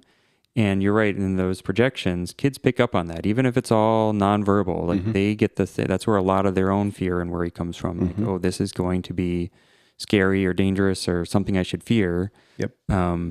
And there's no simple solution to this, but we have to be able to deal with uncertainty more, because most of the decisions we make, I can't say with 100% certainty that it's going to go okay. So like in bike club, we have trail features we're going to go over, right? Or we have the obstacles we're going to build. And so there's an obstacle, kid's going to go up and over a bump. Yes. Okay. And we do lots of talk about how we're going to do it. We walk over it first. We talk about level pedals. We do all this. But I cannot provide you 100% certainty that you're not going to bang your pedal and fall off. Right. In your knee. There's a high probability that you're going to. Yeah, there is. And we've set it up so you're not likely to get significantly injured from it. Right. But that's the way that you have to move forward in kind of anything in life. You have to get to a balanced level where you're like, okay, I know that I know this is the right way to do it, but something could happen. And we're kind of balancing that and then just need to go. Because otherwise you sit there and just perseverate over all the possibilities for too long too. Yes. And so you can be on either side of that. We definitely have kids that are just going send it without thinking. Yes. And then we have kids who will sit there and perseverate and worry and fear and work themselves up into kind of a panic. And we need to bring both those towards like, okay, this is how to approach this in a controlled way. We know something could happen. If something does happen, this is the response that's going to happen to it. And that helps to alleviate that concern, but also helps people kind of subconsciously develop the ability to deal with uncertainty in a more controlled and appropriate way. Yes. You know, what I would say on the obstacles is that they were developed intentionally to provide challenges to children that offer low consequence outcomes. So meaning we know there's going to be kids, like you just said, they're going to be able to rip right over it, no problem, onto the next thing. And then I think, especially now today, because we are reaching so many more kids and families that are outside of what you'd consider the classical bike community. And this is literally their first experience of coming into a more higher level cycling challenge. Probably half or more, especially the younger kids, they're going to struggle on these obstacles. But that's the point. Right. That's why they're there. Yeah. And we know that statistically, the consequence of not making it over the roller and falling over off your bike is very low, right? There's a danger, but the outcome, it's not going to be catastrophic. Right. The beauty of it is that as these kids attempt it, fall off their bike and get up, they're like, oh, I'm okay. This is okay. Right. I got to try that again. Right. They see that they're okay. Their coaches aren't jumping just to be like, oh my gosh, are you okay? And like have them sit down and do all these things if they are actually okay. And they get to do it in front of peers. Yes. And peers see them fail. Yes. And they feel themselves fail. Yes. But nobody's sitting there judging them. Nobody's saying, well, now you're off the starter squad. Right. And we say, on the okay. bench. Yeah. That doesn't happen. No, it's like, okay, what did I do differently? How can we approach it next time? See how a peer does it, and maybe they make it and you don't, and then we can have a little discussion about what led to them getting over it, and then you can try it again. Yes. It's okay to try. It's okay to try. It's okay to fail. It's okay to fail. We all fail. Do it again. Right. And the beauty is by setting these low consequence opportunities to fail, because we know that is a possibility for them in a supportive environment. I'm saying a supportive environment, not a safe environment. Right. A low consequence obstacle offers a high rate of return on confidence. And as kids become more confident, then they're more willing to expand their scope of what they're willing to tackle, which just makes a more independent child, which then I think as you're creating confidence and independence and the ability to go try this, fall off, get up, do it again, they're also becoming naturally resilient. You know, we don't even need to talk about it. It's just happening. Yep. But when you sit down and start parsing it out, it is a resilience building activity in the right environment, provided the right environment. So it's not competitive. Like Oh, Charlie, you can't make it over that roller, so you're going to need to go over with the D team until you guys can figure out how to ride this stuff, and then maybe we'll let you try out for the C team. Mm-hmm. That's, I think, where we go sideways with everything having to be a competition and, a performance. Right. And I think there are obviously the kids who are participating in competitive sports and, Yes. and some are doing both. Yes. My kid does a little bit of both. But that's still only a small subset of kids. And actually, if you look at overall participation in competitive athletics, I think has gone down a little bit over time. It is trending down. And that means there's this whole cohort of kids who are not in that. Yes. And from the other stuff we've looked at are spending, unfortunately, they're getting funneled towards more phone time, more alone time, more loneliness, more isolation. Yep. So they need the opportunity to do something else. And, they do. And not to say that this is the only but this is a great opportunity. Absolutely. Others are similar too. And it's not that we're trying to train kids to be the best bikers. No. It's all the skills we just said that they're kind of subconsciously building, the resilience and things like that. And then say, okay, I can go outside. I can do something a little bit more hard. I can do something with my peers. I don't need my phone for this stuff. And the hope is that combined with some changes in parenting and society and cultural that need to happen will kind of help reverse a lot of these trends that we've been talking about. Yeah. One of the things that I said at the summit, I don't know if it was during the panel or at one of the other times, but I think it's something worth looking at. As you noted, athletics in general is seeing I'll just say a slight decline in participation. And I think that is in part, we won't dive into this too deep, but I think that's in part because a lot of youth athletics are turning into basically one big travel sport because it's just another, money-making piece. So there's a small percentage of kids in athletics within our communities. It's not the majority of kids. Right. We plow a bunch of time and resources, though, into those kids. Mm-hmm. Tons of money. Oh, yeah. Right? Yeah. Well, I've said it before. We'll come out and watch a football game for 50 kids. Right. Right? We'll fill the stands. Mm-hmm. So a lot of resources go into that group of kids, which is a minority within the community. And then on the other end of the spectrum, our at-risk community, at-risk kids, will plow philanthropic dollars into that subset because we feel like they don't have the resources that everybody else has. Mm-hmm. But in between those two ends of the spectrum, I'm going to say you got 70% of kids. Yeah, there's a lot. Most of kids are in the middle, and they're probably largely viewed as like, I don't know if it's middle class or whatever you want to call it. But I think in large part, they're viewed as they're all right. Like they have the basic necessities of life. They're not our elite, so we're not going to spend too much time focused on them because they're not good enough to make the team, and they're not at risk. So we don't need to give them anything. Their family's got stuff. Right. But that's where most kids are. Who's focused on them? Right. And it'd be one thing if the data we had showed that they're fine. Right. But they're not. They are not fine. Not fine. They're the ones who we've been talking about. Yes. Whose health outcomes are worsening, whose loneliness is worsening. And when we look at young adults, how are young adults feeling now? So those kids, when they get 5 years older and graduate high school, they're not okay. Yes. They are lonely. They don't know how to interact with others. They don't know they don't have like a what is my future idea the same way that previous generations have. Like you look at happiness or like I have a purpose. Yep. Statistics are way down for our 20-year-olds. And it's not because at 20, that's when it happened for them. It's because throughout high school, that's what happened. And maybe they were doing fine in school and they...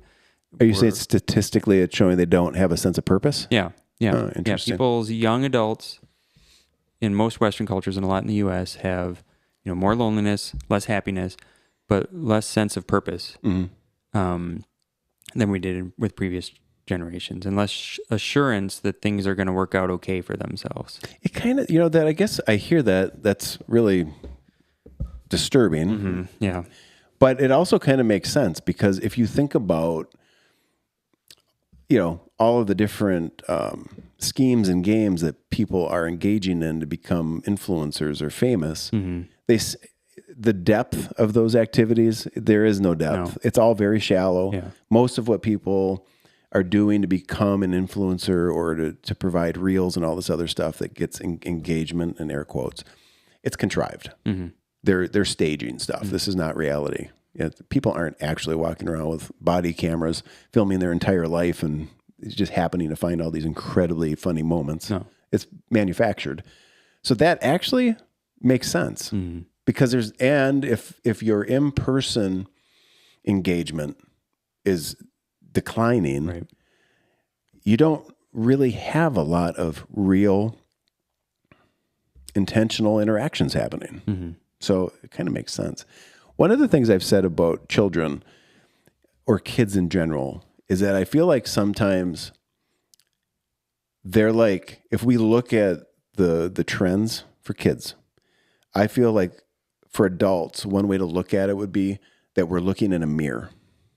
So if the trends with kids are negative, I think it's a reflection that our adult trends are negative. Yeah. My guess would be that it's reflective of the fact that within our adult population right now, you've got this, that subset of let's say the competitive, traditionally sport competing kids. They're getting all the resources. I think that's our high end level of society in the adult population. Then you've got your adults on the other end. The at-risk kids, these would be adults in poverty, mental illness, just not doing well. And then the rest of us are in the middle, just trying to figure this crazy game out. Yeah. And we're doing our best, because one place I want to make sure we touched on is if kids are going to get outside, and if kids are they clearly have time to be active. Yeah. Right. There's not a deficit of time. Time's there. It's how are they using the time? What are they doing with the time they have? Well, I think that part of that does start with the adult engagement being part of the solution and the process. Yeah. And also modeling. Like, what are we modeling to the kids? If we're not modeling doing these things outdoors, if we're not modeling the activity and showing that our family values it, why are the kids going to? I don't think that they will. Right. So there has to be a bit of a symbiotic relationship between, if we want the kids more active, I think the adults or the family needs to be more active. Yeah. Would you agree that we have probably seen through Bike Club at times that a 5 or a 9-year-old coming in ends up activating the rest of the family? Oh yeah. Yeah. I think, I agree with everything you just said, and adults I think has been spending. I didn't look into this as much, but less time outdoors and less time, and there's lots of factors we should behind look at that. We should. I'd We like should to look at know where the actual data is, but the same trends we've talked about in teens. I mean, adult obesity has gone up, adult loneliness has gone up, adult time on their phones has gone up. So I mean, by correlation, it's probably the same for getting outdoors in general. But anything that we want to be what we call kind of a behavioral change for people works better if it's done as not just the one person, but as a family, Yes. as a community. So if that's nutritional change we need to make for a kid who's at risk for obesity, it's way better if the whole family gets rid of the junk food and soda and That makes sense. and changes to eating that healthier food and planning their meals and things like that. And it's work, but it works much better. And you come back and ask those people a few months later and they're like, oh, that was totally worth it. We're happy we did that. Yes. Even if it was a little bit of a stress at first, we had to learn, we had to figure out where we're going to get these things. It takes a little longer to learn how to cook these things. Yep. So same thing is true for outdoors time. Yep. And what I really like about what we are doing is that we get kids who are outdoors and there's lots of different reasons they come to us, but some our parents are like, my kid needs to spend more time outside. Here you go. And that's great. We're gonna do our thing. We're gonna get your kid outside, and they're gonna come out of the program, enjoying their time outside and knowing that what they can do more with friends than they did at the beginning of the program. Yep. That is a goal, but they're also a lot of those kids are going to be like, hey, mom, dad, grandma, sister, let's go do some things outside more. Let me go show you this trail. Let me go show you, and we get it snowballs. And so the hope is that these kids will also help bring their families along and that they will have a behavioral change within the family to spend more time outside. We all need that. But I've seen it a lot. I've seen a lot of kids who come in and by the end of the year, they're signing up for group rides or things they're going to do with their parents, or they're going to show them trails. And then at the start of the next year, dad who had never been on a mountain bike for the last 10 years is there with his mountain bike and is maybe coaching or is that's happened a lot. Yeah. In my family, actually. So we moved up here, and I had not been mountain biking really much since high school, actually, and started to get back into it and kind of fell hard since I was doing Margie and things like that within a year. But got my kids into 906, and then my sister's in Escanaba, and I don't even think owned a bike, let alone went mountain biking. But her kids got old enough that they wanted to start to learn to bike, and they came up and we rode with them a couple times up here. And then they're like, "Oh, they're 906 in Delta." Next thing you know, her kids are in it, and she's volunteering at BaseCamp, and now she's been a ride coach for 2 years. My dad is also in Escanaba, and he's coaching this year. Oh, is he? Yeah, he's coaching. Is this his first year? First year. Oh, nice. First year. I just took my my old mountain bike down to him this past weekend and got it fit up for him. So yeah, he's been riding up here with us a couple times, but he'll be coaching down there. He was a teacher, so he's a retired teacher now, but he liked his time with kids, and so I think it was a pretty easy thing for him to want to get into. But now he's doing it. And my youngest sister's down in Grand Rapids, where a program just started, and her 5-year-old will be in the program this year. So that's what we want to see is kind of an expansion. It doesn't have to be that everyone's doing bike club. Like it doesn't happen in my family. Like, it does not. The thing we do, which is great. But there are a lot of opportunities to kind of snowball outside time and nature time that we as a society need to start pushing. And the more people do it together, that early survey data that you talked about showed that kids, they say 80% they say that they benefit from being outside, but kids who have a peer or parent who spends time outside with them are much more likely to spend time outside, which makes sense. Well, that was one of the pieces. Yeah, thanks for bringing that up, because that was the third piece of data from the summit that was interesting, because it was tied to that 80% number of kids enjoying being outside. It required a peer or a parent. Yeah. So it required somebody. Like, they're not going out running through the woods alone. Mm-hmm. Right. And I think back to when I was a kid, Cable's age or younger. So, when I was 10 or 11, we'd be out in the woods. I don't know what we were doing. Mm-hmm. We're running around doing whatever. Mm-hmm. But it was always with a group of us. As I've gotten older now, sure, I do more alone. Mm-hmm. But as a kid, it was always as groups. Right. Running through the woods, building a fort, digging a hole, running through some imaginary scenario. Yeah. A game, whatever. It always brought us together. Yeah. And that's great for kids. And they should do it with other kids. Parents should be involved with doing that. And we need to just find time to get outside with kids. I think culturally we need to accept that that's a thing that kids are supposed to do. Yes. Sometimes there's pushback about tweens doing things as a group is somehow a negative. And what does that mean? Well, like people don't want to see kids who they think are causing a ruckus or being disruptive, or there's pushback in some neighborhoods. Tweens, is that considered middle school? Yeah, middle schoolers. Yeah, and some high schoolers. Like there's some cultural, not everyone, but a lot of people who don't have kids, and overall the number of kids in the U.S. has gone down. We have fewer kids now than we did for like baby boomers and stuff like that. Yeah. But there is some pushback against kids being kids outside that they will run into at times, and I think we've seen that at bike club. I mean, yes, okay. There's probably no more a disruptive group on the planet than a group of 12-year-old boys. Yeah. But isn't that like the whole reason that we should get them together, supported with quality leadership that cares about them, invested in them, willing to deal with some of their shenanigans, and coach through it. Right? Yes. Like kids need to be able to do that. Yeah. If you look like, we've got the skate park is just a few blocks from here. Yeah. Lots of places like hate the idea of a skate park, and we'll talk about how it's going to be disruptive. It's going to bring like violence and drugs and who knows what else they're afraid of.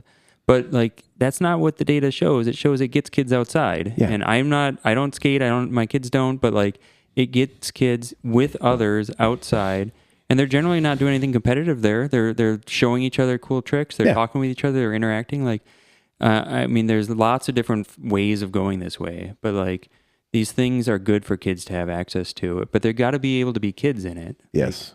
And some of that is they're going to be boisterous. They're going to be Yes. loud. They're going to be all over the place. Yes. They're going to say wild things. Yeah, that's okay. It's part of growing up and learning boundaries. Right. I think.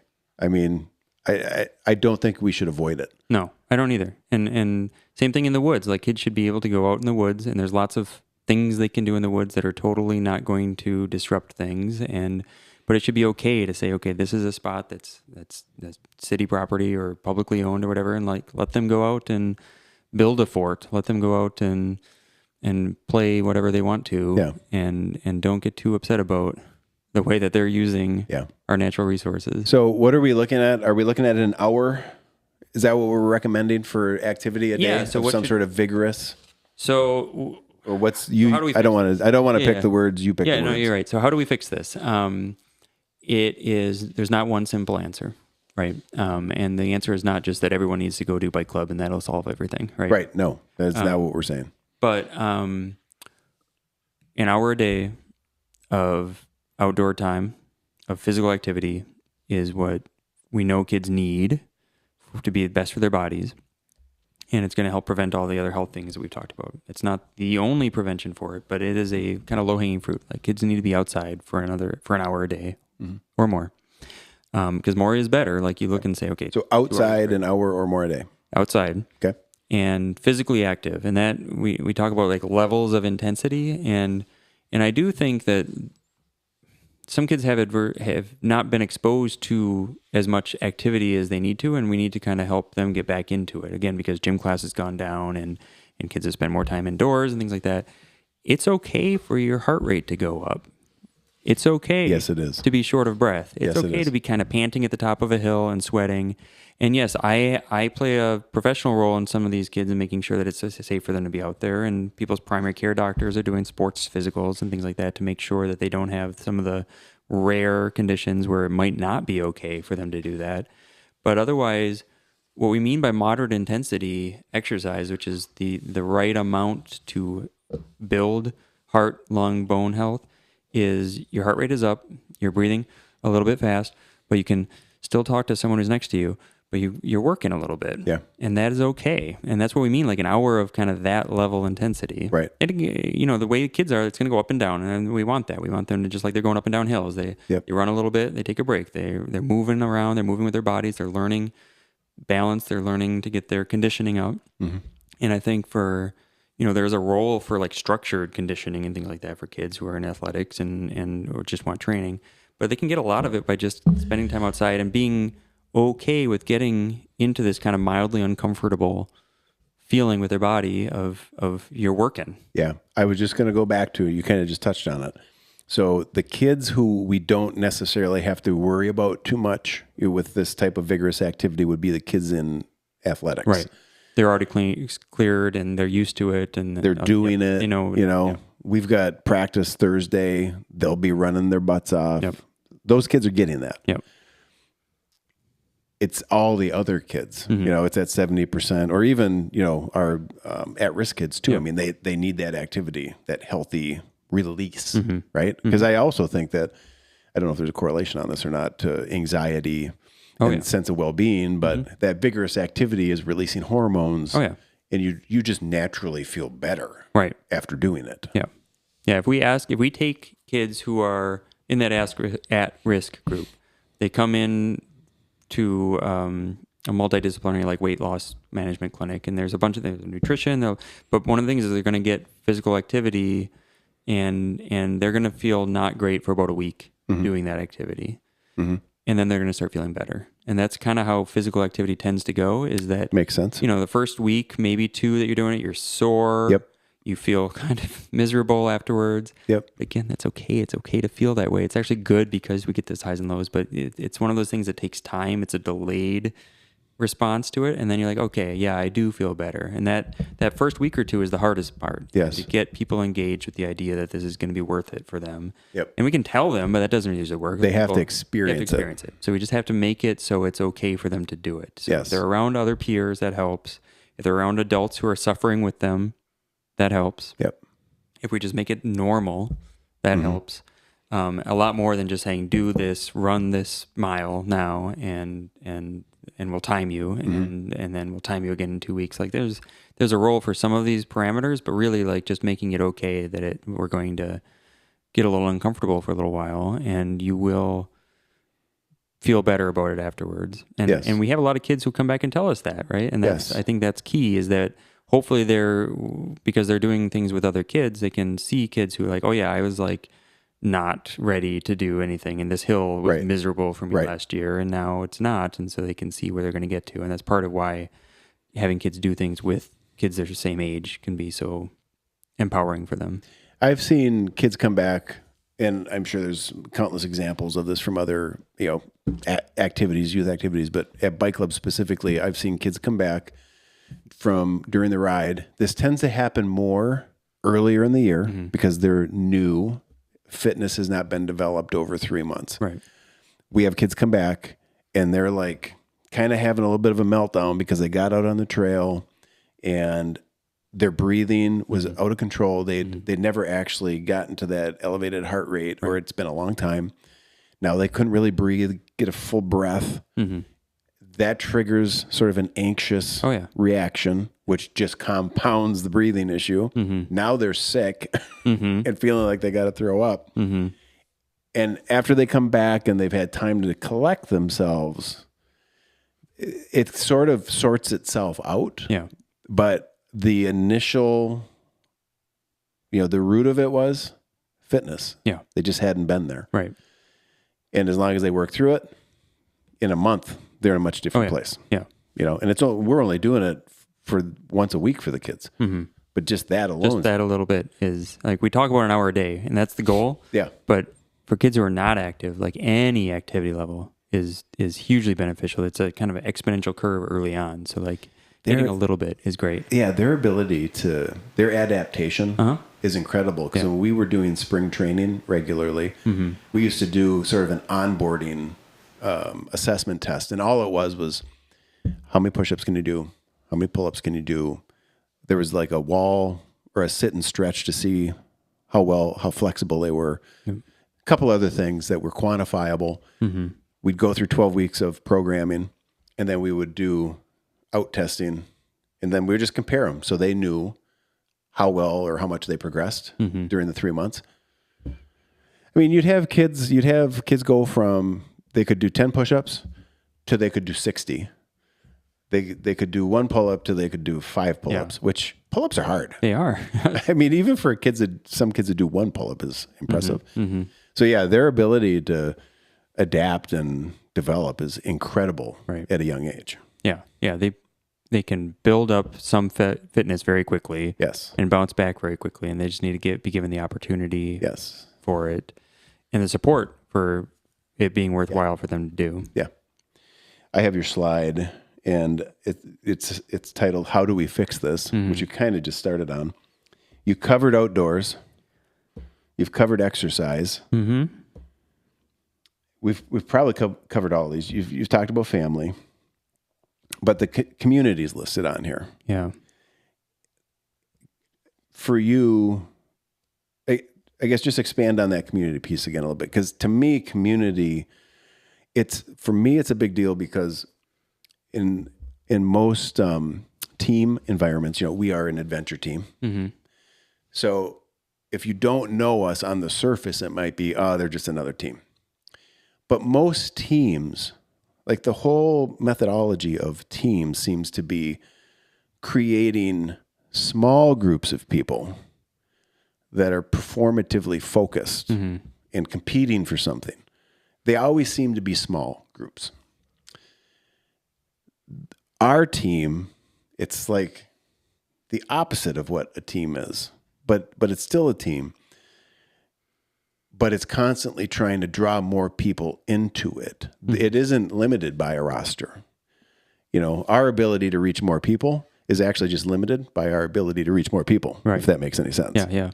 And we really want to continue to expand the reach of the organization, because that would reach more people, which means we feel that we're then helping we're impacting more people lives. Yeah. Right. Yep. But for you, how is that important to you, or what's your definition of community and the impact that it can have in the scope of actually fixing this? Yeah. Well, community is, to me, like everyone has kind of these circles or like an onion around them, right? So there's you as an individual in the middle and the things that you can do for yourself, and that kids need to have some kind of drive a little bit themselves. And then there's their immediate group around them. There's their parents or their guardians that they live with who provide most support. And then their community grows and rings from that. So there's their neighbors who might have some impact on their lives. And that can be as little as being supportive when kids are outside playing basketball instead of yelling at them for making noise or something like that. And supporting them when they're out mowing the grass or walking their dog or something like that, and just being friendly with people. Yeah. And then it expands to their school community and their peers and their teachers and their role models that they have there. And then other things they're involved with, whether it's sports or clubs or anything like that. Like people have that part of the community. And some of these overlap, but overall it's kind of expanding out. Yep. And then there's their actual environment that they live in, their neighborhood, their city, and moving from then all the way out to state level and national level policy that impacts some of these things. And that's all part of kind of global community. Yes. But it all has a role here because, we've talked about things that the individual and the parent should be working on, and that doing it with your kids is going to be beneficial, and being supportive and getting kids outside and not being as hovering and not as structured is great for a lot of these things. And then things that local community members can support and let kids be kids and let them be outside more. Mm-hmm. In schools, it's working on screen time and less competitive and less zero-sum game type things, and reinforcing the importance of where we can all kind of build each other up. And there's a lot of things working towards that, but like that is a role that they can play. And then from the local neighborhood, it's supporting outdoor activities in general. Like, do we have space that kids can go? Like we are very lucky here in most of our Midwest communities. We are generally near outdoor spaces in ways that a lot of kids aren't. Like if you look at where most kids live, it's more urban than this. Yeah. And there are fewer, but not zero opportunities. And a lot of cities are shifting towards recognizing the importance of outdoor space. You look at some of the revitalization going on in Detroit. You look at how important city parks are and things like that, and allowing not only them to be built, but them to be accessible to kids and young people. Things like that are important. And trail building, trail support, other types of outdoor activities, making them accessible and not just for the elite or people who have earned their way in or paid their way in, but something that people can just access is great. And then you go out from that to policy levels. Like, what should our policies be for social media companies? What should our policies be for access to public lands and things like that? So I guess it's an all-encompassing idea. Yeah. But that's because the problem is not just one thing. It's not just that. If it was just phones, I'd say, okay, we just need to get rid of our phones, and that was a mistake. But that wouldn't solve it. No. And policies about nutrition and things like that play a role here. Yeah. And so they're all important, but really, like, what we have control over is those smaller circles. We have control over influencing our family dynamics, our neighbors, to some extent our school and local outdoor spaces. And are working with those people together to say, okay, how are we going to help support an environment that is getting people outside, getting people active, letting people of all levels and experience this outdoor time more and move towards healthier communities. Mm-hmm. The global community piece that you touched on, I think that's an interesting way to look at it, because I think that if everybody started to look at that more and then had some level of accountability for how are your daily activities impacting and influencing your global community, thinking about it beyond yourself, beyond your family, beyond just your community, even beyond your state, because we all are so interconnected now that you're not acting in a vacuum, right? I would actually advocate for removing both sides of the political system because they're clearly poisoning the global community. Yeah. I don't see a lot of positive coming out of that. But yeah, definitely seeing how you fit in to the big picture, super important. What I'd like to do, here's what I would like to do, because I know you got an appointment at 1, right? I do, yep. Okay, so we've talked about the kids being a reflection of society, the adult population. We should try to pull some metrics on adults and then come back and talk about what we find. Because I'd be curious if we're just full of shit or not. And I'm totally fine with saying, we were way off the mark on that. But I have a feeling that there's going to be some correlation or commonalities, between the two populations. So that's our homework. Okay. We got to come back and do this again. What else before we roll? Anything? Have we missed anything? I think we talked about most of the things I wanted to say. I think big picture, getting outside is super important, and we're not doing enough of it. Yeah. So we need to get out more. We need to support the idea that it's okay to do hard things, and it's good to do hard things, whether that's physical activity, getting a little bit of your heart rate and breathing up, or going out into like not quite ideal environments. I think that we, now that we have access to weather, and now that it's too easy to be like, oh, it's a little too windy, it's a little too cold, and forgetting that like we're humans. We have lived in the desert, we have lived at the poles, we have people full-time in Antarctica, we can adapt and overcome. And those people are not just living there, but thriving and happy.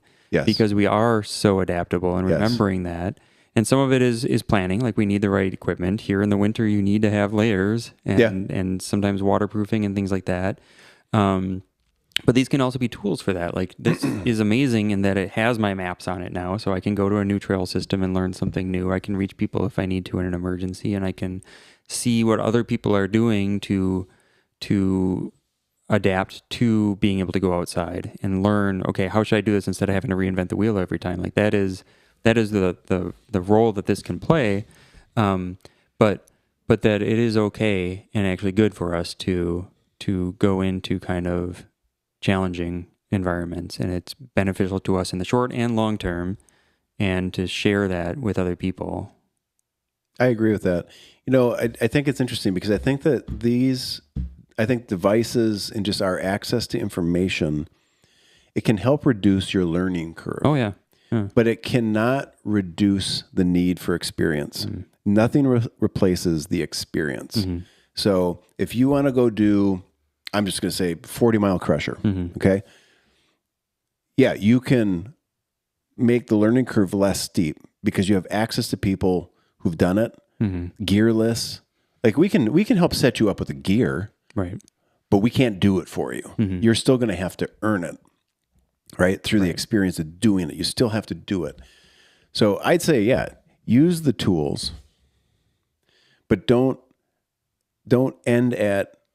think that this is the experience. Right.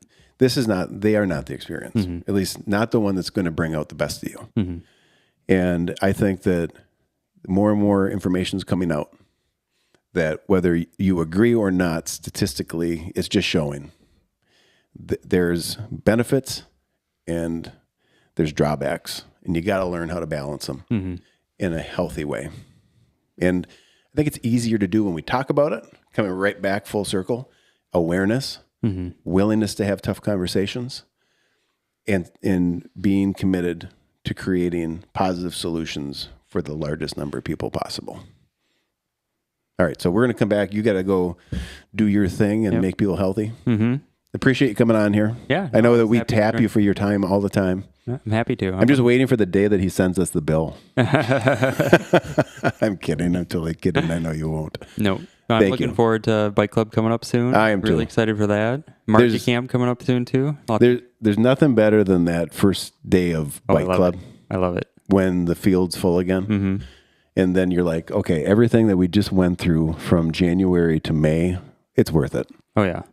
Right? Yeah, we see all those smiling kids out there. Yeah. And you start to learn, like, they're new little people you get to learn. And you're like, okay, this kid has not biked on a trail before, and how am I going to handle this kid? And this kid is like, is a little bit on the competitive side and wants to race everyone, and how are we going to help lead him towards learn to work with his peers, and it's great. It's wonderful from my standpoint. I love looking at these kids, the boys and the girls, and thinking, just kind of projecting in my head, like, what are you going to do with your life? Where are you going to be in 30 years when I'm sitting at home shaking my fist at the sky?